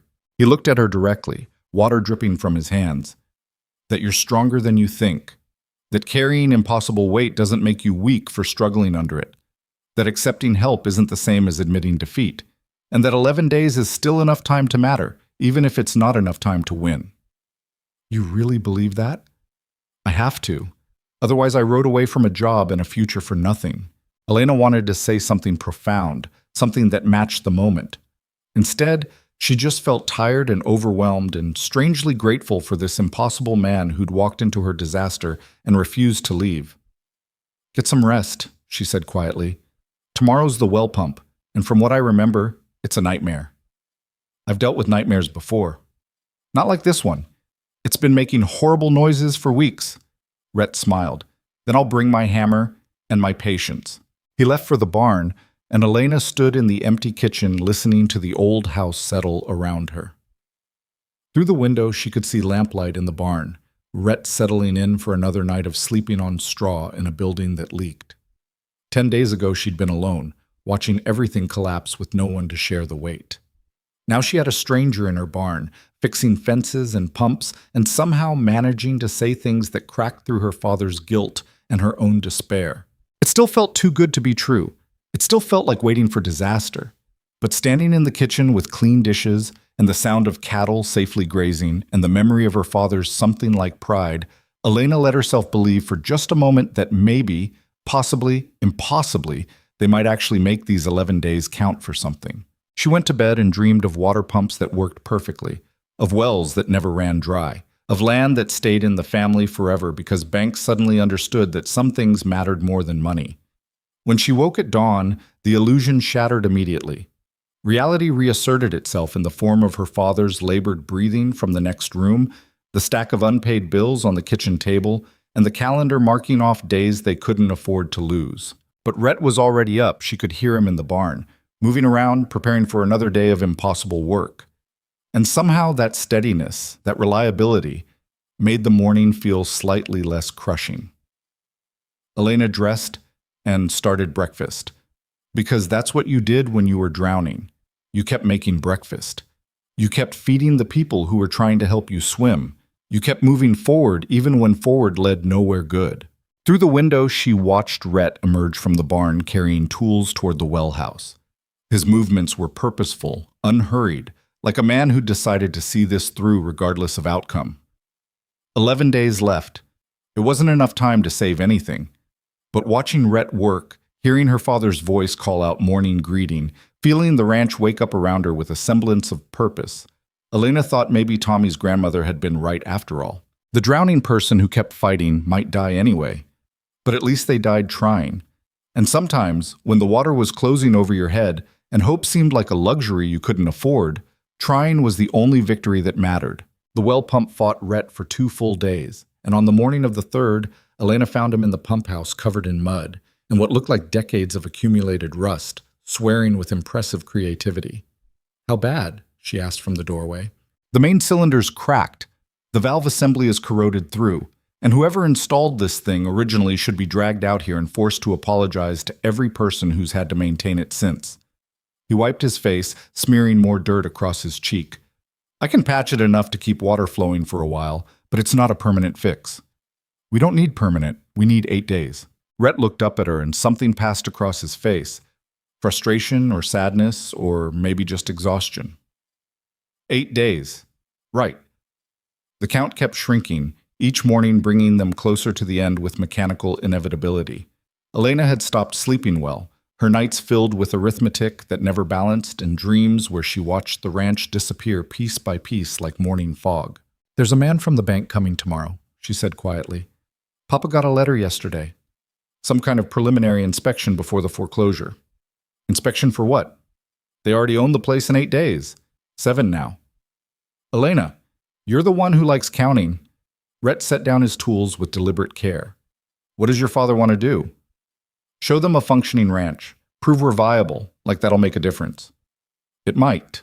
It won't." Elena leaned against the doorframe, feeling the weight of futility pressing down. "But we'll do it anyway because that's what we do. We keep pretending there's hope right up until they nail the foreclosure notice to our door. That's not pretending. That's fighting." "What's the difference anymore?" Rhett climbed out of the pump housing, his clothes ruined beyond any washing. He stood in front of her, close enough that she could smell the mineral tang of well water and the earthiness of hard labor. "The difference is that pretending is lying to yourself. Fighting is accepting the truth and trying anyway. You know this is probably over. I know it too. But showing that bank inspector a ranch that's still working, that's still being tended, that's not pretending. That's showing him what's being lost. Making him see the value of what his bank is taking. You think he'll care? Probably not. But you will. Your father will. And years from now, when you remember this, you'll know you fought with everything you had instead of surrendering early." Elena wanted to argue, but exhaustion had worn away her capacity for debate. Instead, she just nodded and said, "The inspector arrives at 10 tomorrow morning. We have today to make this place look as good as possible. Then we better get started." They worked through the afternoon with an intensity born of deadline pressure. Tommy and Jacob arrived and were immediately put to work clearing debris, mending obvious damage, making the ranch presentable in ways that felt increasingly desperate. Thomas directed operations from the porch, his voice hoarse from shouting instructions, his face drawn with pain he refused to acknowledge. By evening, they'd accomplished more than Elena thought possible. The barn looked structurally sound from the outside, even if the inside told a different story. The fences were mended, the cattle were grazing peacefully in proper pastures, the yard was cleared of the accumulated clutter of crisis. "It looks almost prosperous," Jacob said, surveying their work with something like pride. He was 19, earnest, and consistently optimistic in ways that both irritated and comforted Elena. "It looks like we're trying," Tommy corrected. "That's not the same thing." "Close enough for tomorrow," Thomas said from the porch. He looked exhausted, but there was something in his posture that Elena hadn't seen in months, a straightness, a determination. Like he'd remembered he used to be a man who built things instead of someone who watched them collapse. Dinner was quiet, everyone too tired for conversation. Rhett ate with his usual focused efficiency, but Elena noticed the way he moved, stiff, sore, showing the accumulated damage of 9 days of relentless labor. He'd lost weight since arriving, his face more angular, his clothes hanging looser. "You should rest tomorrow," she said when they were cleaning up. "Let us handle the inspection." "Not a chance." "Rhett, you've been working yourself to death. Take 1 day." "And miss seeing a banker's face when he realizes what he's destroying? That's the only payoff I might get from this whole thing." Elena set down the dish she'd been washing. "Is that what this is about? Making bankers feel guilty?" "Bako." "No. It's about making sure everyone involved understands what's happening. Banks like to pretend foreclosure is just business, just numbers on paper. I want that inspector to see the actual people, the actual land, the actual loss. Make it real for him, even if it doesn't change anything." "That's vindictive. That's human." Rhett dried his hands on a towel that had seen better days. "Your father spent 18 years building this place. You've spent the last 6 months trying to save it. That deserves to be witnessed, even if it still ends badly." "You're a strange man, Rhett Callahan." "I've been called worse." They finished cleaning in silence. Outside, the night was cool and clear, stars scattered across the sky like someone had spilled salt on dark cloth. Elena walked Rhett to the barn, a routine they'd fallen into over the past week without discussing it. "Tomorrow's going to be hard," she said at the barn door. "Most important things are." "I'm not sure I can do this." Stand there and smile at a man who's going to take everything. You don't have to smile. You just have to stand. That's enough. Elena looked at him in the dim light spilling from the barn lamp. His face was shadowed, hard to read, but his presence felt solid in a way that very little else did anymore. Why are you still here? She asked quietly. Really? You could have left a week ago. Could have ridden north, found that perfect land you were looking for. Instead, you're sleeping in a leaking barn, working yourself half to death for people who can't pay you, and a place that's doomed anyway. Why? Rhett was quiet for a long moment. Then he said, You remember what I told you about my uncle? How he died believing he'd failed? Yes. I was 17 when it happened, old enough to help, but too young to really understand what he was going through. I watched him work himself to death, literally, and I didn't know how to stop it. Didn't know what to say or do, just stood by while he killed himself trying to save something that was already lost. That wasn't your fault, wasn't it? I had 2 hands, a strong back, and I never once said, let me help carry this. I was so focused on my own plans, my own future, that I let him drown alone. And at his funeral, standing there with those 7 men talking about what they would have done if they'd known, I realized I'd become one of them. Someone who could have helped and didn't. Elena felt something tighten in her chest. So when you sat at that table in Silver Ridge and talked about losing everything while trying to smile through it, I saw my uncle. And I saw 17-year-old me, about to walk away because I had my own plans. And I couldn't do it again. I couldn't be that person twice. So this is about guilt, about making up for something you didn't do when you were practically a child yourself. Maybe. Probably. Does it matter? Yes, Elena said firmly, because I don't want to be someone's redemption project. I don't want your help if it's really about your dead uncle instead of our actual ranch. Rhett met her eyes directly. It started about my uncle. I won't lie about that. But it stopped being about him somewhere around day 3, when your father finally looked at the mended fence with something other than despair. When Tommy made that terrible joke about the cornbread and you actually laughed. When I realized this place isn't just land and cattle, it's people who are worth fighting for, whether the fight succeeds or not. That's the truth, Elena. I'm here because you needed help and I could give it. I'm staying because somewhere along the way your fight became my fight. Not as redemption or guilt or making up for the past, just because some things are worth doing even when they're doomed. Elena wanted to step back, to maintain the careful distance she'd been trying to preserve. Instead, she found herself moving closer, closing the space between them. You're going to get hurt, she whispered. When this ends badly, when they take everything anyway, you're going to regret staying. Maybe. But I'd regret leaving more. How do you know? Because I've lived with that kind of regret for 12 years. I know exactly what it tastes like. This might hurt, but at least it won't be that. They stood in the doorway of the barn, close enough that Elena could feel warmth radiating from him despite the cool night air. The moment stretched between them, heavy with things neither was quite ready to name. I should go in, she said, not moving. You should. Tomorrow's going to be awful. Probably. 7 days left after that. 6 now, technically. It's past midnight. Elena laughed, the sound surprising her. You and your counting. Someone has to keep track. She reached out and squeezed his hand briefly, a gesture of gratitude or solidarity or something more complicated. Then she turned and walked back to the house, feeling his eyes following her across the yard. Inside, her father was still awake, sitting at the kitchen table with papers spread before him. He looked up when she entered. That boy's in love with you, Thomas said without preamble. Elena felt heat rise in her face. Papa, we barely know each other. I got eyes, Elena, and I know what a man looks like when he's found something worth staying for. Question is, are you in love with him? We don't have time for this conversation. We got 6 days left in this house. Might be our last chance for it. Elena sank into a chair across from her father, suddenly exhausted in ways that went beyond physical tiredness. I don't know what I feel. Everything's too complicated, too desperate. How am I supposed to sort out feelings when we're losing everything? Life doesn't wait for convenient timing. Your mother and I fell in love in the middle of a drought that killed half the county. Worst possible time. Didn't make it less real. Mama's different. You two had a future. Rhett and I have 6 days and then nothing. Thomas was quiet, his gnarled hands resting on the papers in front of him. Maybe. Or maybe you got something that survives the foreclosure, something that exists separate from this land. Like what? Like two people who found each other while fighting for something that mattered. That's not nothing, Elena. It's not enough either. Enough for what? To save the ranch? No. But enough to matter? To be worth having? That's different.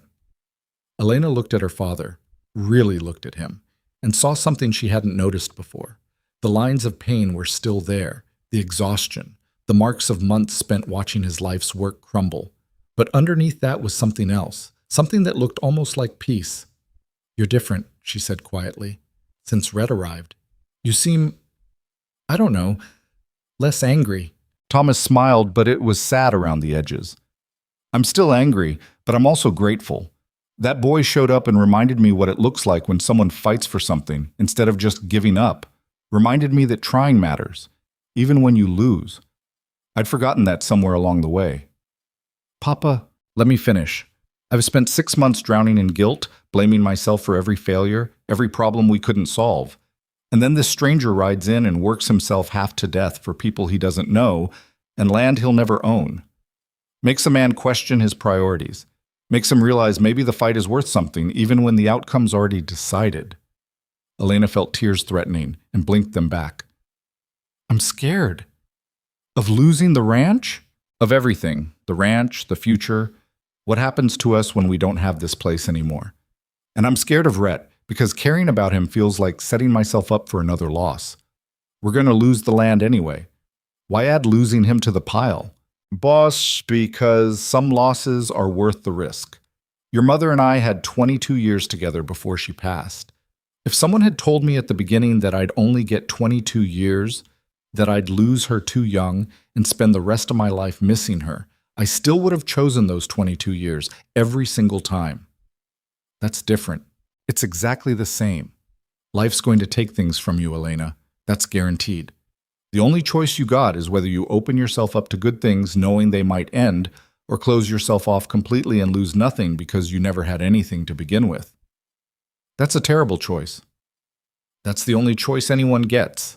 Thomas stood slowly, pain evident in every movement. "Think about it, but don't think too long. 6 days goes faster than you'd believe." He limped to his room, leaving Elena alone with the lamp and the papers and the weight of decisions she wasn't ready to make. She sat there for a long time, listening to the old house settle around her, thinking about drowning men and terrible choices and the difference between pretending and fighting. When she finally went to bed, sleep came in fragments. She woke every few hours, her mind churning with anxiety about the morning's inspection, about Rhett sleeping in the barn, about 6 days that somehow felt both endless and terrifyingly short. Dawn came too quickly. Elena dressed with mechanical precision, choosing her best dress, which wasn't saying much after months of wearing work clothes exclusively. She pinned her hair carefully, trying to look like a respectable ranch owner's daughter, instead of someone barely holding everything together. Breakfast was tense and quiet. Thomas wore his Sunday suit, the one he'd worn to her mother's funeral. It hung loosely on his frame, testament to weight loss during months of crisis. Red appeared clean, but wearing the same worn clothes he'd arrived in, his only set of non-work gear. "The inspector's name is Martin Greaves," Thomas said, pushing eggs around his plate. "He's from the main bank office in Helena, handles all the rural foreclosures." "So he's done this before," Elena said. "He's done this 100 times before. We're just another file to him." "Then let's make sure he remembers this file," Rhett said quietly. At 9:30, they were all positioned on the front porch when a buggy appeared at the end of the drive. Martin Greaves was exactly what Elena expected, middle-aged, well-dressed, carrying a leather satchel and an expression of professional detachment. He climbed down from the buggy with the careful movements of someone unused to ranch terrain. "Mr. Mercer?" He approached the porch with an outstretched hand. "Martin Greaves, First Mountain Bank." Thomas shook his hand stiffly. "This is my daughter, Elena, and our foreman, Rhett Callahan." Greaves nodded to each of them, his eyes already scanning the property with assessing calculation. "I appreciate you agreeing to this preliminary inspection. Makes the final process smoother if we have good documentation beforehand." "Happy to cooperate," Thomas said, the lie obvious in his tone.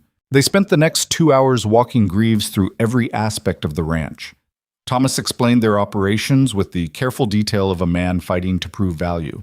Elena pointed out improvements they'd made, carefully not mentioning they'd been completed in the last 10 days.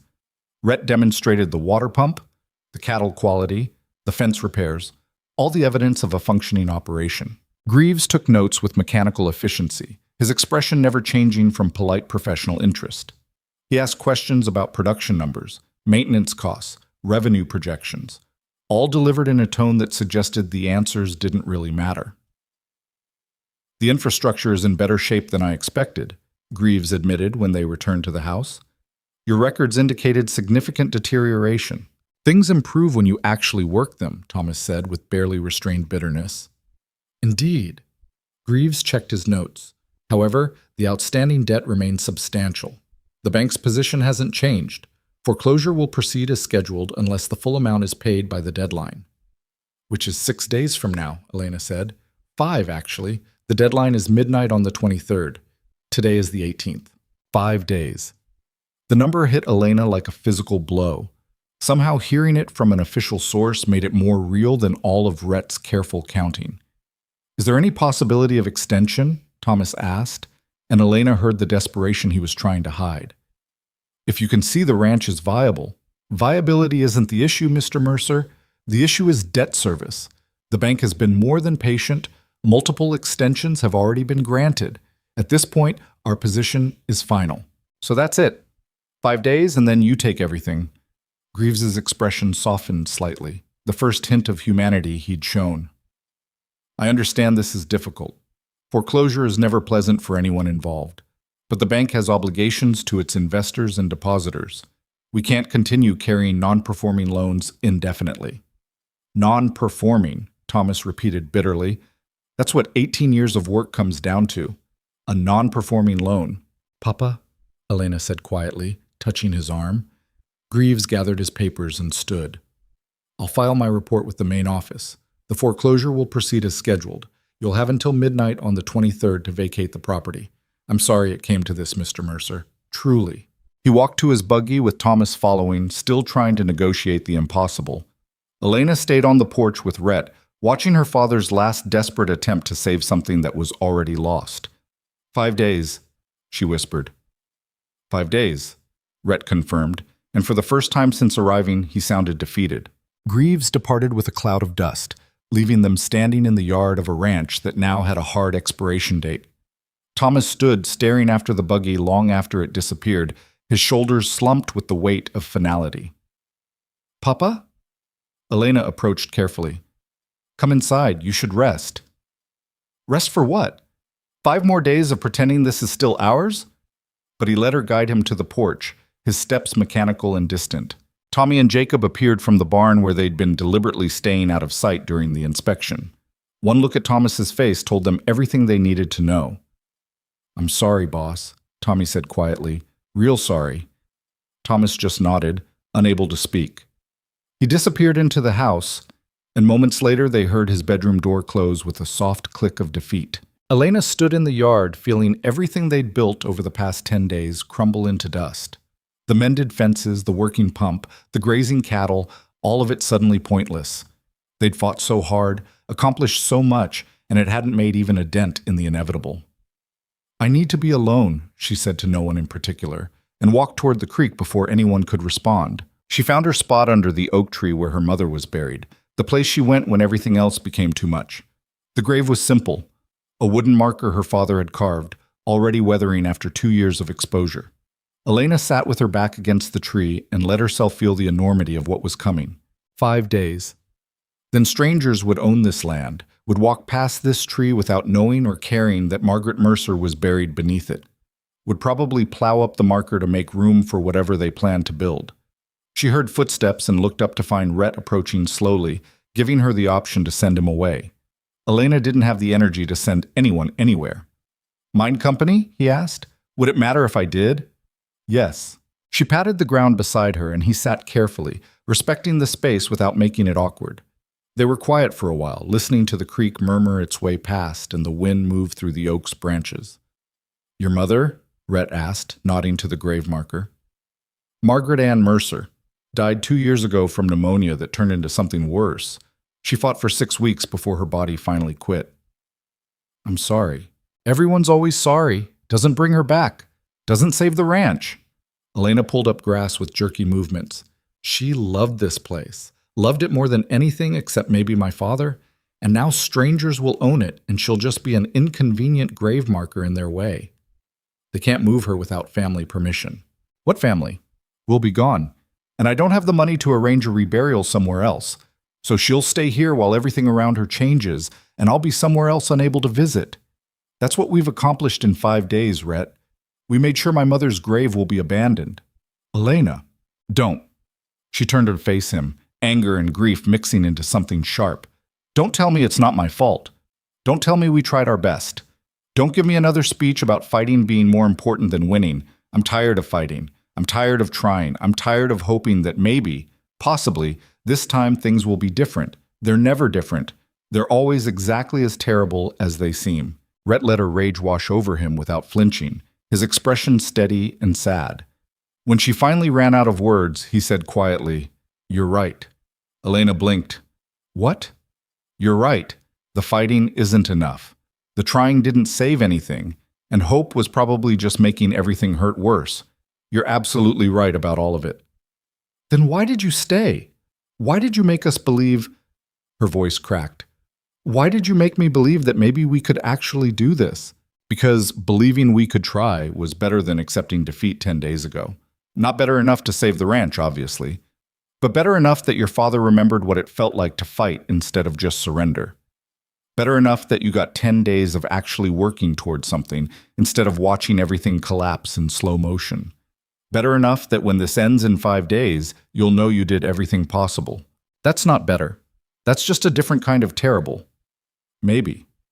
But it's the only kind of terrible where you get to keep your dignity, where years from now you can remember this and know you fought until the very end instead of giving up because it was easier. Elena wiped at her eyes angrily, hating the tears she'd been holding back for days. I don't want dignity. I want my home. I want my mother to not be buried on land I'll never see again. I want my father to stop hurting. I want... She stopped, unable to continue. What? Rhett asked gently. What else do you want? I want you to not have wasted 10 days of your life on us. I want you to have ridden north like you planned and found that perfect land and built something that actually worked. I want you to not be sitting here watching me fall apart because you felt guilty about your uncle. That's what I want.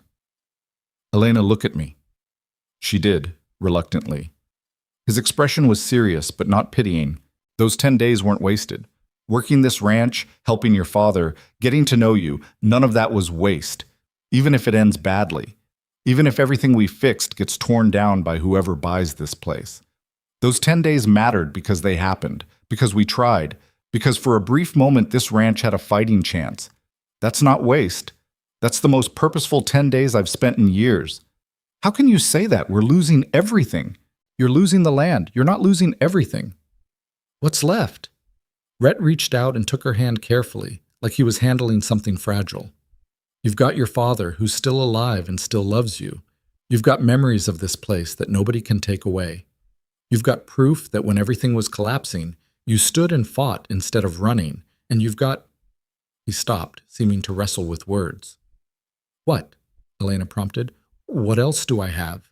Me, if you want. I know that's not worth much compared to 160 acres of land. And I know 5 days isn't enough time to build anything real. But when this is over and you're figuring out what comes next, you don't have to figure it out alone. That's what you've got, if you want it. Elena stared at him, this impossible man who'd walked into her disaster and refused to leave even when staying made no sense. Why would you want to stay tangled up in this mess? When the foreclosure happens, you could ride north free and clear, start fresh somewhere without all this weight. Because somewhere along the way, your weight became my weight. Your fight became my fight. And walking away now would feel like abandoning family, not escaping a mess. We're not family, not by blood, but by choice? By shared struggle? That's family too, Elena, maybe the realest kind. She wanted to argue, to push back against the impossible hope he kept offering, but sitting under her mother's tree with Rhett's hand warm in hers and 5 days stretching ahead like both forever and no time at all, Elena found she didn't have the energy for resistance. 5 days, she whispered. What do we do with 5 days? We keep working, keep tending the land while it's still yours. Keep making sure that when they take it, they're taking something beautiful and functional instead of something broken and abandoned. That's masochistic. That's pride. Your mother's buried here, Elena. You really want the last thing you do on this land to be giving up before the deadline? Elena looked at the grave marker, thinking about Margaret Mercer, who'd fought pneumonia for 6 weeks, when any reasonable person would have quit after 2. Thinking about her father, who'd worked himself into permanent injury trying to save their home. Thinking about Rhett, who'd abandoned his own plans to help strangers fight an unwinnable battle. No, she said finally. I don't want that. Then we work. For 5 more days we work. And when it's over, we figure out what comes next together. Deal? She squeezed his hand, feeling the calluses earned from 10 days of brutal labor. Deal. They sat there a while longer, holding hands under the oak tree, not talking because words felt insufficient for what was passing between them. Finally, Elena stood, brushing dirt from her dress. Come on. If we're doing this, we might as well do it right. They walked back to the house together, and when they emerged from the trees, Elena saw her father on the porch. He'd been watching them. She could tell from his expression, which held a complicated mix of understanding and resignation. Inspector confirmed it, Thomas said as they approached. 5 days, midnight on the 23rd. We know, Elena replied. We were there. So what now? We just keep working like nothing's changed? Rhett spoke up. With your permission, Mr. Mercer, that's exactly what we do. We work your ranch for 5 more days like it's going to be yours forever, because for 5 days it still is, and that's worth something. Thomas studied Rhett for a long moment, then nodded slowly. All right, Callahan, 5 more days. But after that, we need to talk about what comes next. For all of us. Yes, sir. Elena understood what her father was saying, that in 5 days they'd be homeless, jobless, without prospects or plans, that the conversation about the future couldn't be avoided much longer.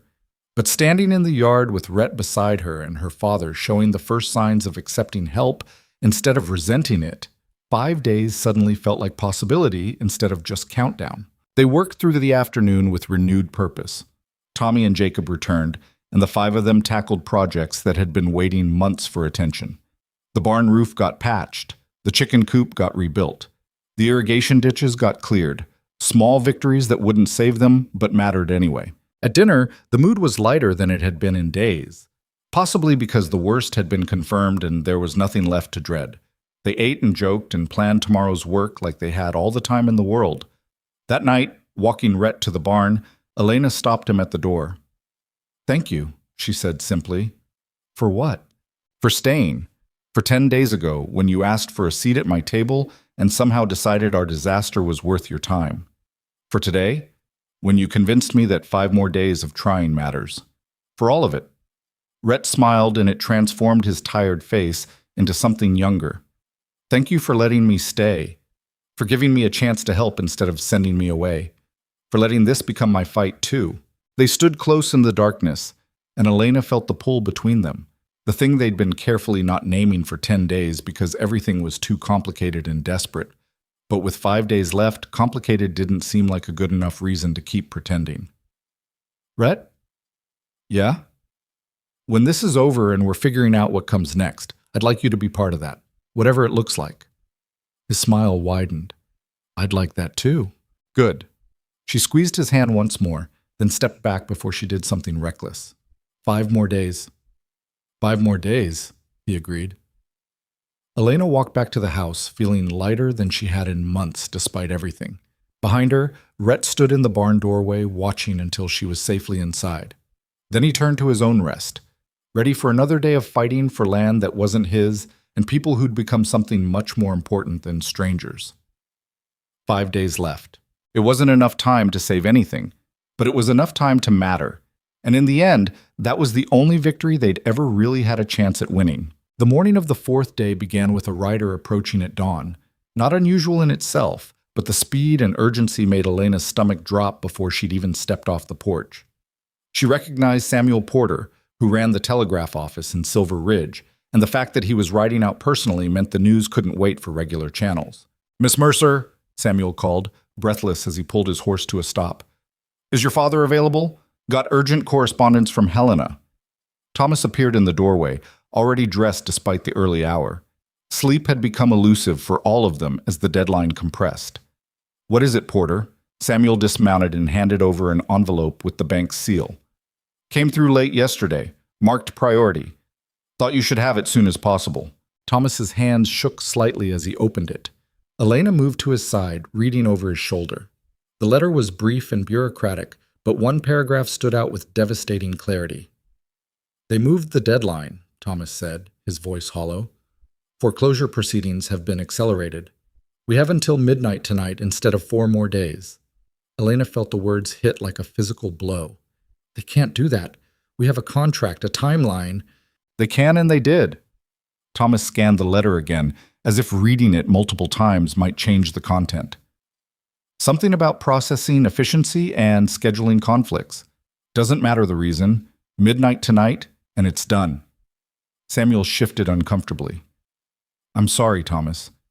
If there's anything I can do..." "There's nothing anyone can do, but thank you for bringing this out."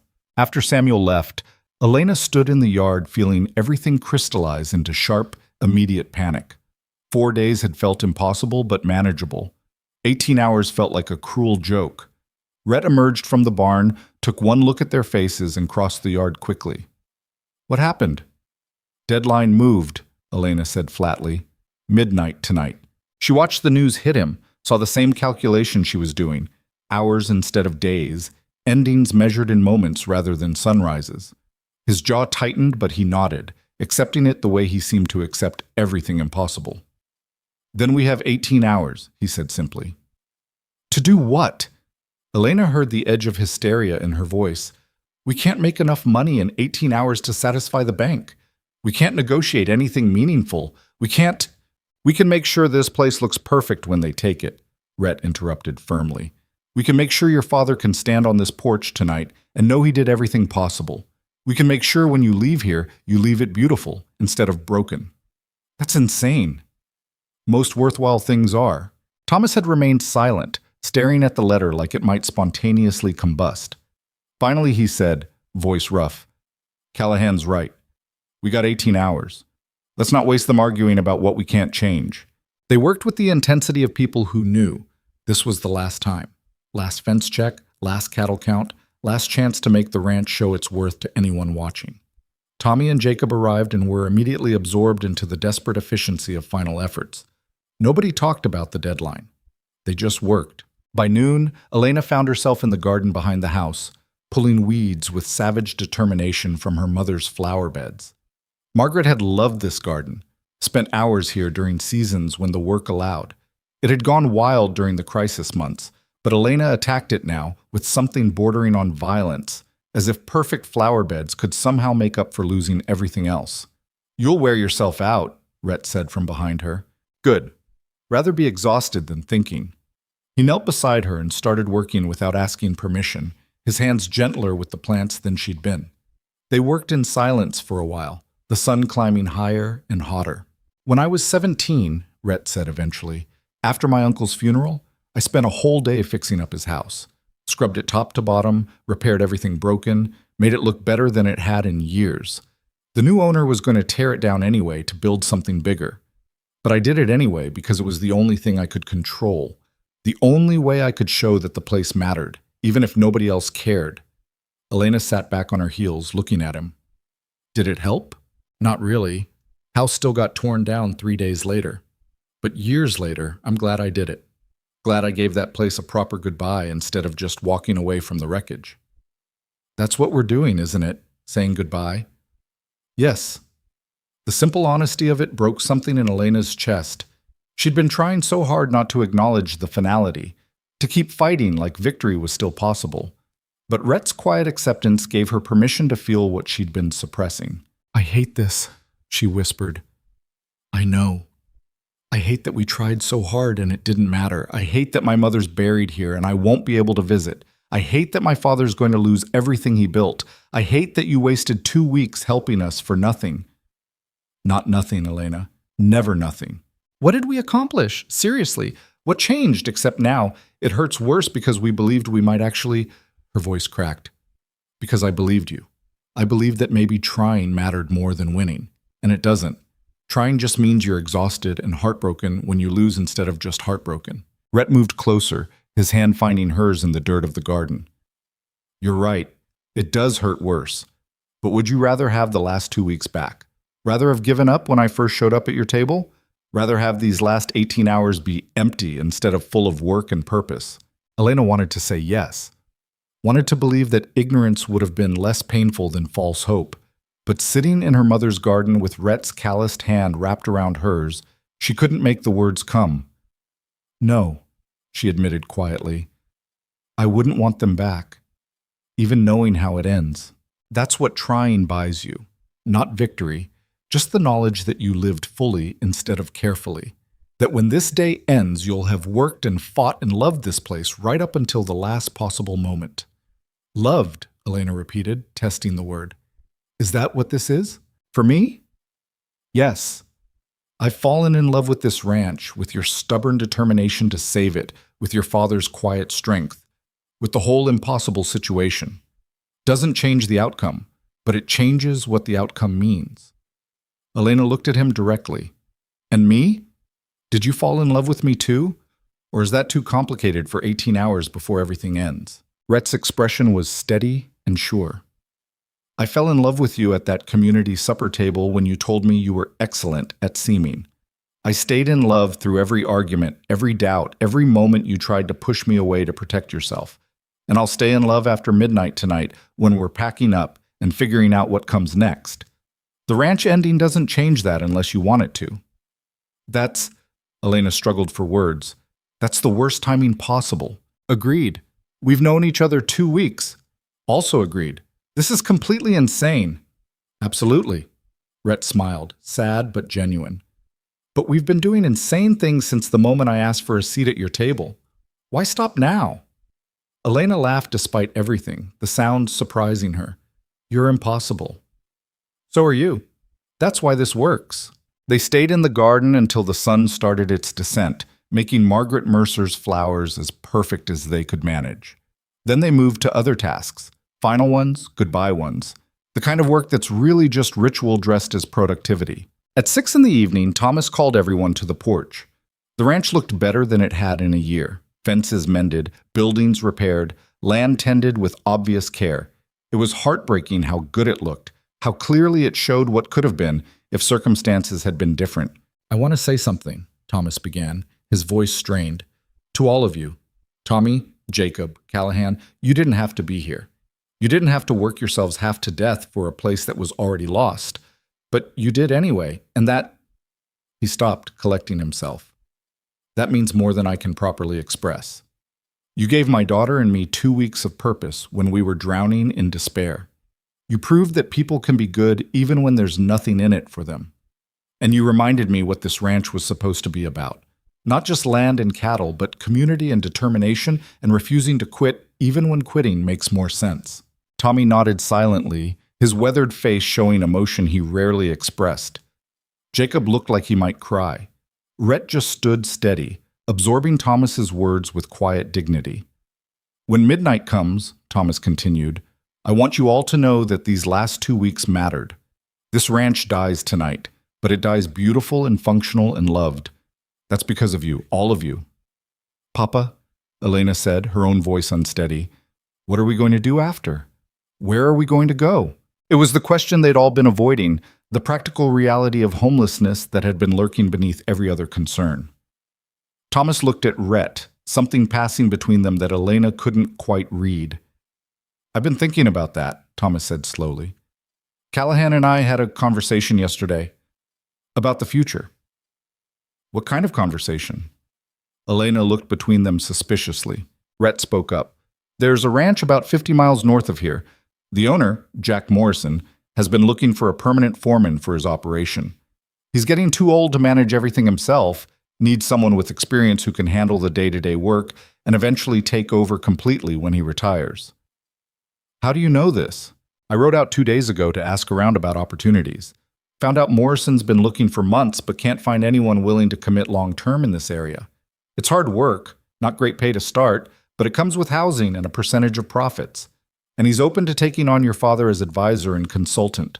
Someone with Thomas's experience would be valuable, even if he can't do physical labor anymore. Elena processed this information slowly. You found us jobs and a place to live. Potentially. It's not certain.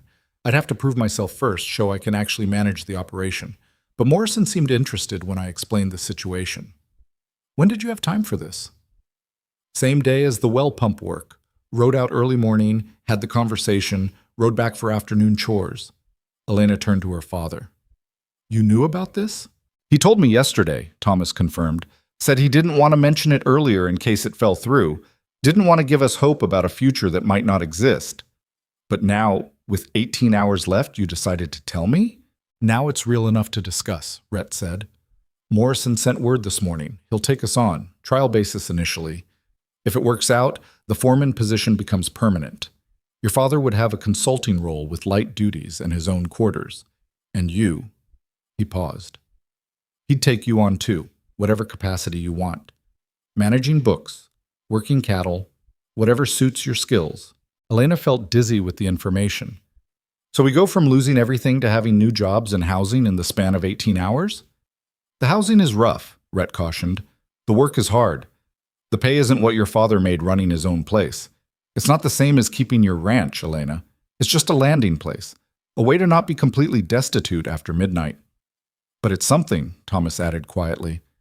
It's survival, which is more than we had this morning. The relief was almost painful. Elena had been trying not to think about the practicalities, where they'd sleep after eviction, how they'd eat, what came after losing everything. Having an answer, even an imperfect one, felt like breathing after suffocation. And you worked this out without telling me, she said to Rhett. I didn't want to give you another thing to worry about if it didn't pan out. That's... Elena struggled between gratitude and irritation. That's presumptuous and thoughtful and completely in character for you. I'll take that as a compliment. It wasn't entirely one. But she was smiling despite everything, and Thomas was smiling too, and suddenly the last 18 hours felt less like an ending and more like a transition. Painful, yes. Unfair, absolutely. But survivable in a way that hadn't seemed possible that morning. They ate dinner together as the sun set, their last meal in the house that had been home for 18 years. The mood was strange, caught between grief and relief, acknowledgement of loss mixed with tentative hope about what came next. I want to see Mama's grave, Elena said as they were finishing. Before midnight. I need to say goodbye. I'll come with you, Thomas said, standing with difficulty. They walked together through the darkening evening, the three of them, Elena, Thomas, and Rhett, who'd become part of their family without anyone quite noticing the transition. The oak tree stood dark against the twilight sky, Margaret's marker still visible in the fading light. Thomas stood silent for a long moment, then spoke in a voice rough with emotion. Margaret, I'm sorry. I tried to keep it, tried everything I could think of, and it wasn't enough. We're losing your home, your land, the place you loved. And I know you'd say it's not my fault, that I did my best, but it doesn't feel like enough. It never feels like enough. Elena felt tears finally spilling over, the ones she'd been holding back for days. I'm going to miss you, Mama. Miss being able to visit whenever I want. Miss knowing you're here watching over the garden. I promise I'll come back when I can. Even if strangers own it, even if they don't want me here, I'll find a way to visit. Rhett stayed silent, giving them space for their grief. But Elena reached for his hand, needing the anchor of someone who wasn't drowning in the same loss. They stood there as full darkness fell, saying goodbye to Margaret Mercer and the land she'd loved and the life they'd all shared. Finally, Thomas stirred. We should go back. Get things packed before midnight. The next few hours passed in a blur of activity. They packed essentials, clothes, documents, tools they'd need at Morrison's ranch. Everything else would stay, becoming someone else's problem to sort through. Elena moved through rooms that had been hers for her entire life, touching walls and furniture with the desperate awareness of last times. In her bedroom, she found Rhett standing by the window, looking out over the ranch in moonlight. You should be packing, she said. Already done. Didn't have much to pack in the first place. Elena joined him at the window. The ranch looked peaceful in the silver light, beautiful and deceiving. I'm scared, she admitted. About tomorrow. About Morrison's place. About all of it. That's reasonable. But you're not scared. I'm terrified, Rhett corrected. I convinced a man I barely know to take on 3 people on my recommendation. If I can't actually do the job, if I fail at being foreman, that's on me. That's your father's future and yours that I've gambled with. So we're both terrified. Seems like. Elena leaned against him, feeling his arm come around her shoulders. Thank you for finding Morrison, for not giving up on finding us a future even when I'd stopped looking for one. That's what you do for people you love. You find them futures when they can't see them anymore. Is that what we are now? People who love each other? I think we've been that for a while. Just took a deadline to make us admit it. They stood together watching the ranch in its final hours under their care. At 11:30, Thomas called them back to the main room. Everything was packed and ready. They had 30 minutes left. I want to do one last walk, Thomas said. All of us together. One final check of the place before we leave it. They walked through the property in the moonlight, Thomas moving slowly, Elena and Rhett on either side of him, Tommy and Jacob following behind. They checked fences that would soon be someone else's concern, looked in on cattle that would be sold to new owners, stood in the barn where Rhett had slept for 2 weeks. At the north pasture, the place where this had all really begun, they stopped. The fence Rhett and Elena had repaired on those first days stretched into darkness, solid and functional. Good work, Thomas said quietly. All of it. 2 weeks ago, this place was dying from neglect. Tonight, it's as beautiful as it's ever been. That counts for something. Does it? Elena asked. When someone else gets to enjoy it? It means we loved it properly until the end. That's its own kind of victory. They made their way back to the house just as the clock began striking midnight. 12 chimes marking the official transfer of ownership, the legal death of everything Thomas had built. When the last chime faded, they stood in the yard in silence. It was done. The ranch belonged to First Mountain Bank now. They were trespassers on their own land. Time to go, Thomas said finally. They loaded the wagon with their packed belongings, a pathetically small amount of goods for 18 years of life. Tommy and Jacob had already said their goodbyes earlier, both promising to visit once Elena and her father were settled at Morrison's place. Elena took one last look at the house, the barn, the fields spreading out in moonlight. Somewhere behind them, her mother's grave rested under the oak tree. Leaving felt like abandoning Margaret all over again. We can come back, Rhett said quietly, reading her thoughts. Once we're settled, we'll make time to visit. Promise? Promise. They climbed onto the wagon, Thomas in front with the reins, Elena and Rhett in the back among their belongings. As they pulled away, Elena watched the ranch recede into darkness. The place she'd been born, where she'd learned to ride and work cattle and survive crisis. The place her mother was buried and her father had broken himself trying to save. Gone now, lost to debt and circumstance and the cruel mathematics of banking. But sitting next to Rhett in the wagon bed, heading toward Morrison's ranch and whatever future waited there, Elena felt something she hadn't expected to feel. Relief. Not relief at losing the ranch. That hurt would stay with her for years. But relief that the fight was finally over. Relief that they'd tried everything possible and could stop the exhausting work of hoping against reality. Relief that tomorrow would come with new work in a new place, difficult and uncertain, but at least not drowning in the weight of inevitable foreclosure. You all right? Rhett asked. No, but I will be. That's all anyone can hope for. They rode through the night toward Morrison's ranch, leaving behind the land that had defined them, and moving toward a future none of them had chosen, but all of them would build together. The loss was real and permanent. The grief would linger long after the practical problems were solved. But watching the dawn break over unfamiliar terrain as they approached Morrison's property, Elena thought maybe her father had been right after all.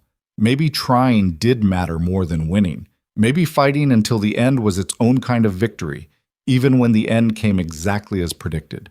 They'd lost the ranch, but they'd kept their dignity. They'd loved the land properly until the final moment.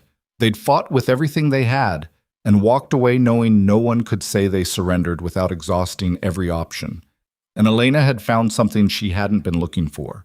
A man who'd asked for a seat at her table and ended up sharing her fight, her grief, and now her uncertain future. A man who'd proven that trying mattered by trying when no one else would. Morrison's ranch appeared as the sun climbed higher, smaller than the Mercer place, rougher around the edges, but functional and clearly well managed. Jack Morrison himself came out to meet them, an older man with shrewd eyes and a firm handshake. "Thomas Mercer," he greeted. "Heard good things about your operation. Sorry about the foreclosure." "Thank you for taking us on," Thomas replied. "Taking you on trial," Morrison corrected. "Young Callahan here convinced me you folks are worth the gamble, but I run a tight operation. You'll earn your keep or you'll move on. Understood?" "Understood." Morrison showed them to their quarters, rough but serviceable cottages on the property's edge. Thomas would have his own space, while Elena and Rhett would share another with separate rooms until they decided otherwise. It wasn't much, but after expecting to be homeless, it felt like luxury. They spent that first day settling in, learning the layout of Morrison's operation, beginning the work of rebuilding their lives from scratch. The work was hard, the hours long, the pay modest, but there was purpose in it, and dignity, and the strange comfort of starting fresh without the weight of impending disaster. That evening, Elena found Rhett at the fence line, looking out over Morrison's land in the fading light. She joined him, their shoulders touching in the easy intimacy of people who'd been through crisis together. "You thinking about the ranch?" she asked. "Actually, I'm thinking about my uncle, wishing I could tell him that fighting the losing battle was worth it, that even when you don't save the thing you're trying to save, the trying itself means something." "Does it? Really?" Rhett looked at her directly. 2 weeks ago, your father had given up. You were going through motions, waiting for the end. Now you're both here, starting over, still standing. That's because we tried. Because we fought until the absolute end instead of surrendering early. So yeah, Elena, it means something. She leaned against him, feeling the solid warmth of his presence. "I'm glad you asked for that seat." "Me too. Even though it led to this? Losing everything, starting over with nothing?" "We didn't lose everything. We lost land. But we kept each other, kept your father's strength and dignity, kept the knowledge that we fought with everything we had. That's not nothing." Elena thought about her mother's grave under the oak tree, about the ranch in someone else's hands, about all the losses that would never stop hurting. But she also thought about the future, uncertain and difficult, but theirs to build. About Rhett, who'd fought beside her when fighting made no sense. About her father, who'd rediscovered his strength in the final weeks of crisis. "You're right," she said finally. "It's not nothing." They stood together as darkness fell over Morrison's ranch, two people who'd found each other in disaster and decided to build something from the wreckage. The Mercer ranch was gone, lost to circumstances no amount of work could change. But standing there with Rhett in the twilight, Elena understood something her mother had probably known all along, that home wasn't really about land or buildings or any physical place you could lose to banks and foreclosure. Home was the people you fought beside, the ones who stayed when staying made no sense, the ones who believed that trying mattered even when winning was impossible. She'd lost the ranch, but she'd found something more important. And years later, when she and Rhett had built their own small operation adjacent to Morrison's land, when her father had lived to see grandchildren raised on hard work and stubborn determination, when the grief of loss had mellowed into bittersweet memory, Elena would look back on those 2 weeks and understand. They'd lost the battle, but they'd won something more valuable than victory. They'd learned that trying mattered more than winning, that fighting with dignity was its own reward, that the people who stood beside you in disaster were worth more than any land or property or material success, and that sometimes the greatest triumph wasn't conquering the impossible. It was refusing to surrender, even when surrender would have been easier. That was the legacy Margaret Mercer had left behind. The lesson Thomas had relearned in his darkest hour. The gift Rhett Callahan had given by asking for a seat at a stranger's table and refusing to leave when staying made no sense. Some fights you lose despite doing everything right. But the losing doesn't erase the worth of the fighting. And sometimes the things you find in the wreckage are more valuable than what you lost in the collapse. Elena learned that under the oak tree where her mother rested, carried it to Morrison's ranch and eventually beyond, passed it to children who grew up hearing stories about the ranch that was lost and the stranger who stayed to help fight for it. The Mercer Ranch died at midnight on a night in 1879, but the family that had loved it expanded now to include a trail rider who'd abandoned his own plans for their desperate cause, survived and eventually thrived. Not despite the loss, but because of everything they'd learned by fighting it until the absolute end. That was the story Elena would tell years later, standing on land she and Rhett had built together through determination and shared struggle. The story of losing everything and finding something better in the ruins. The story of a stranger who asked for a seat and ended up saving more than just a ranch. He'd saved the people who'd been drowning in it, and that, in the end, was the only victory that ever really mattered.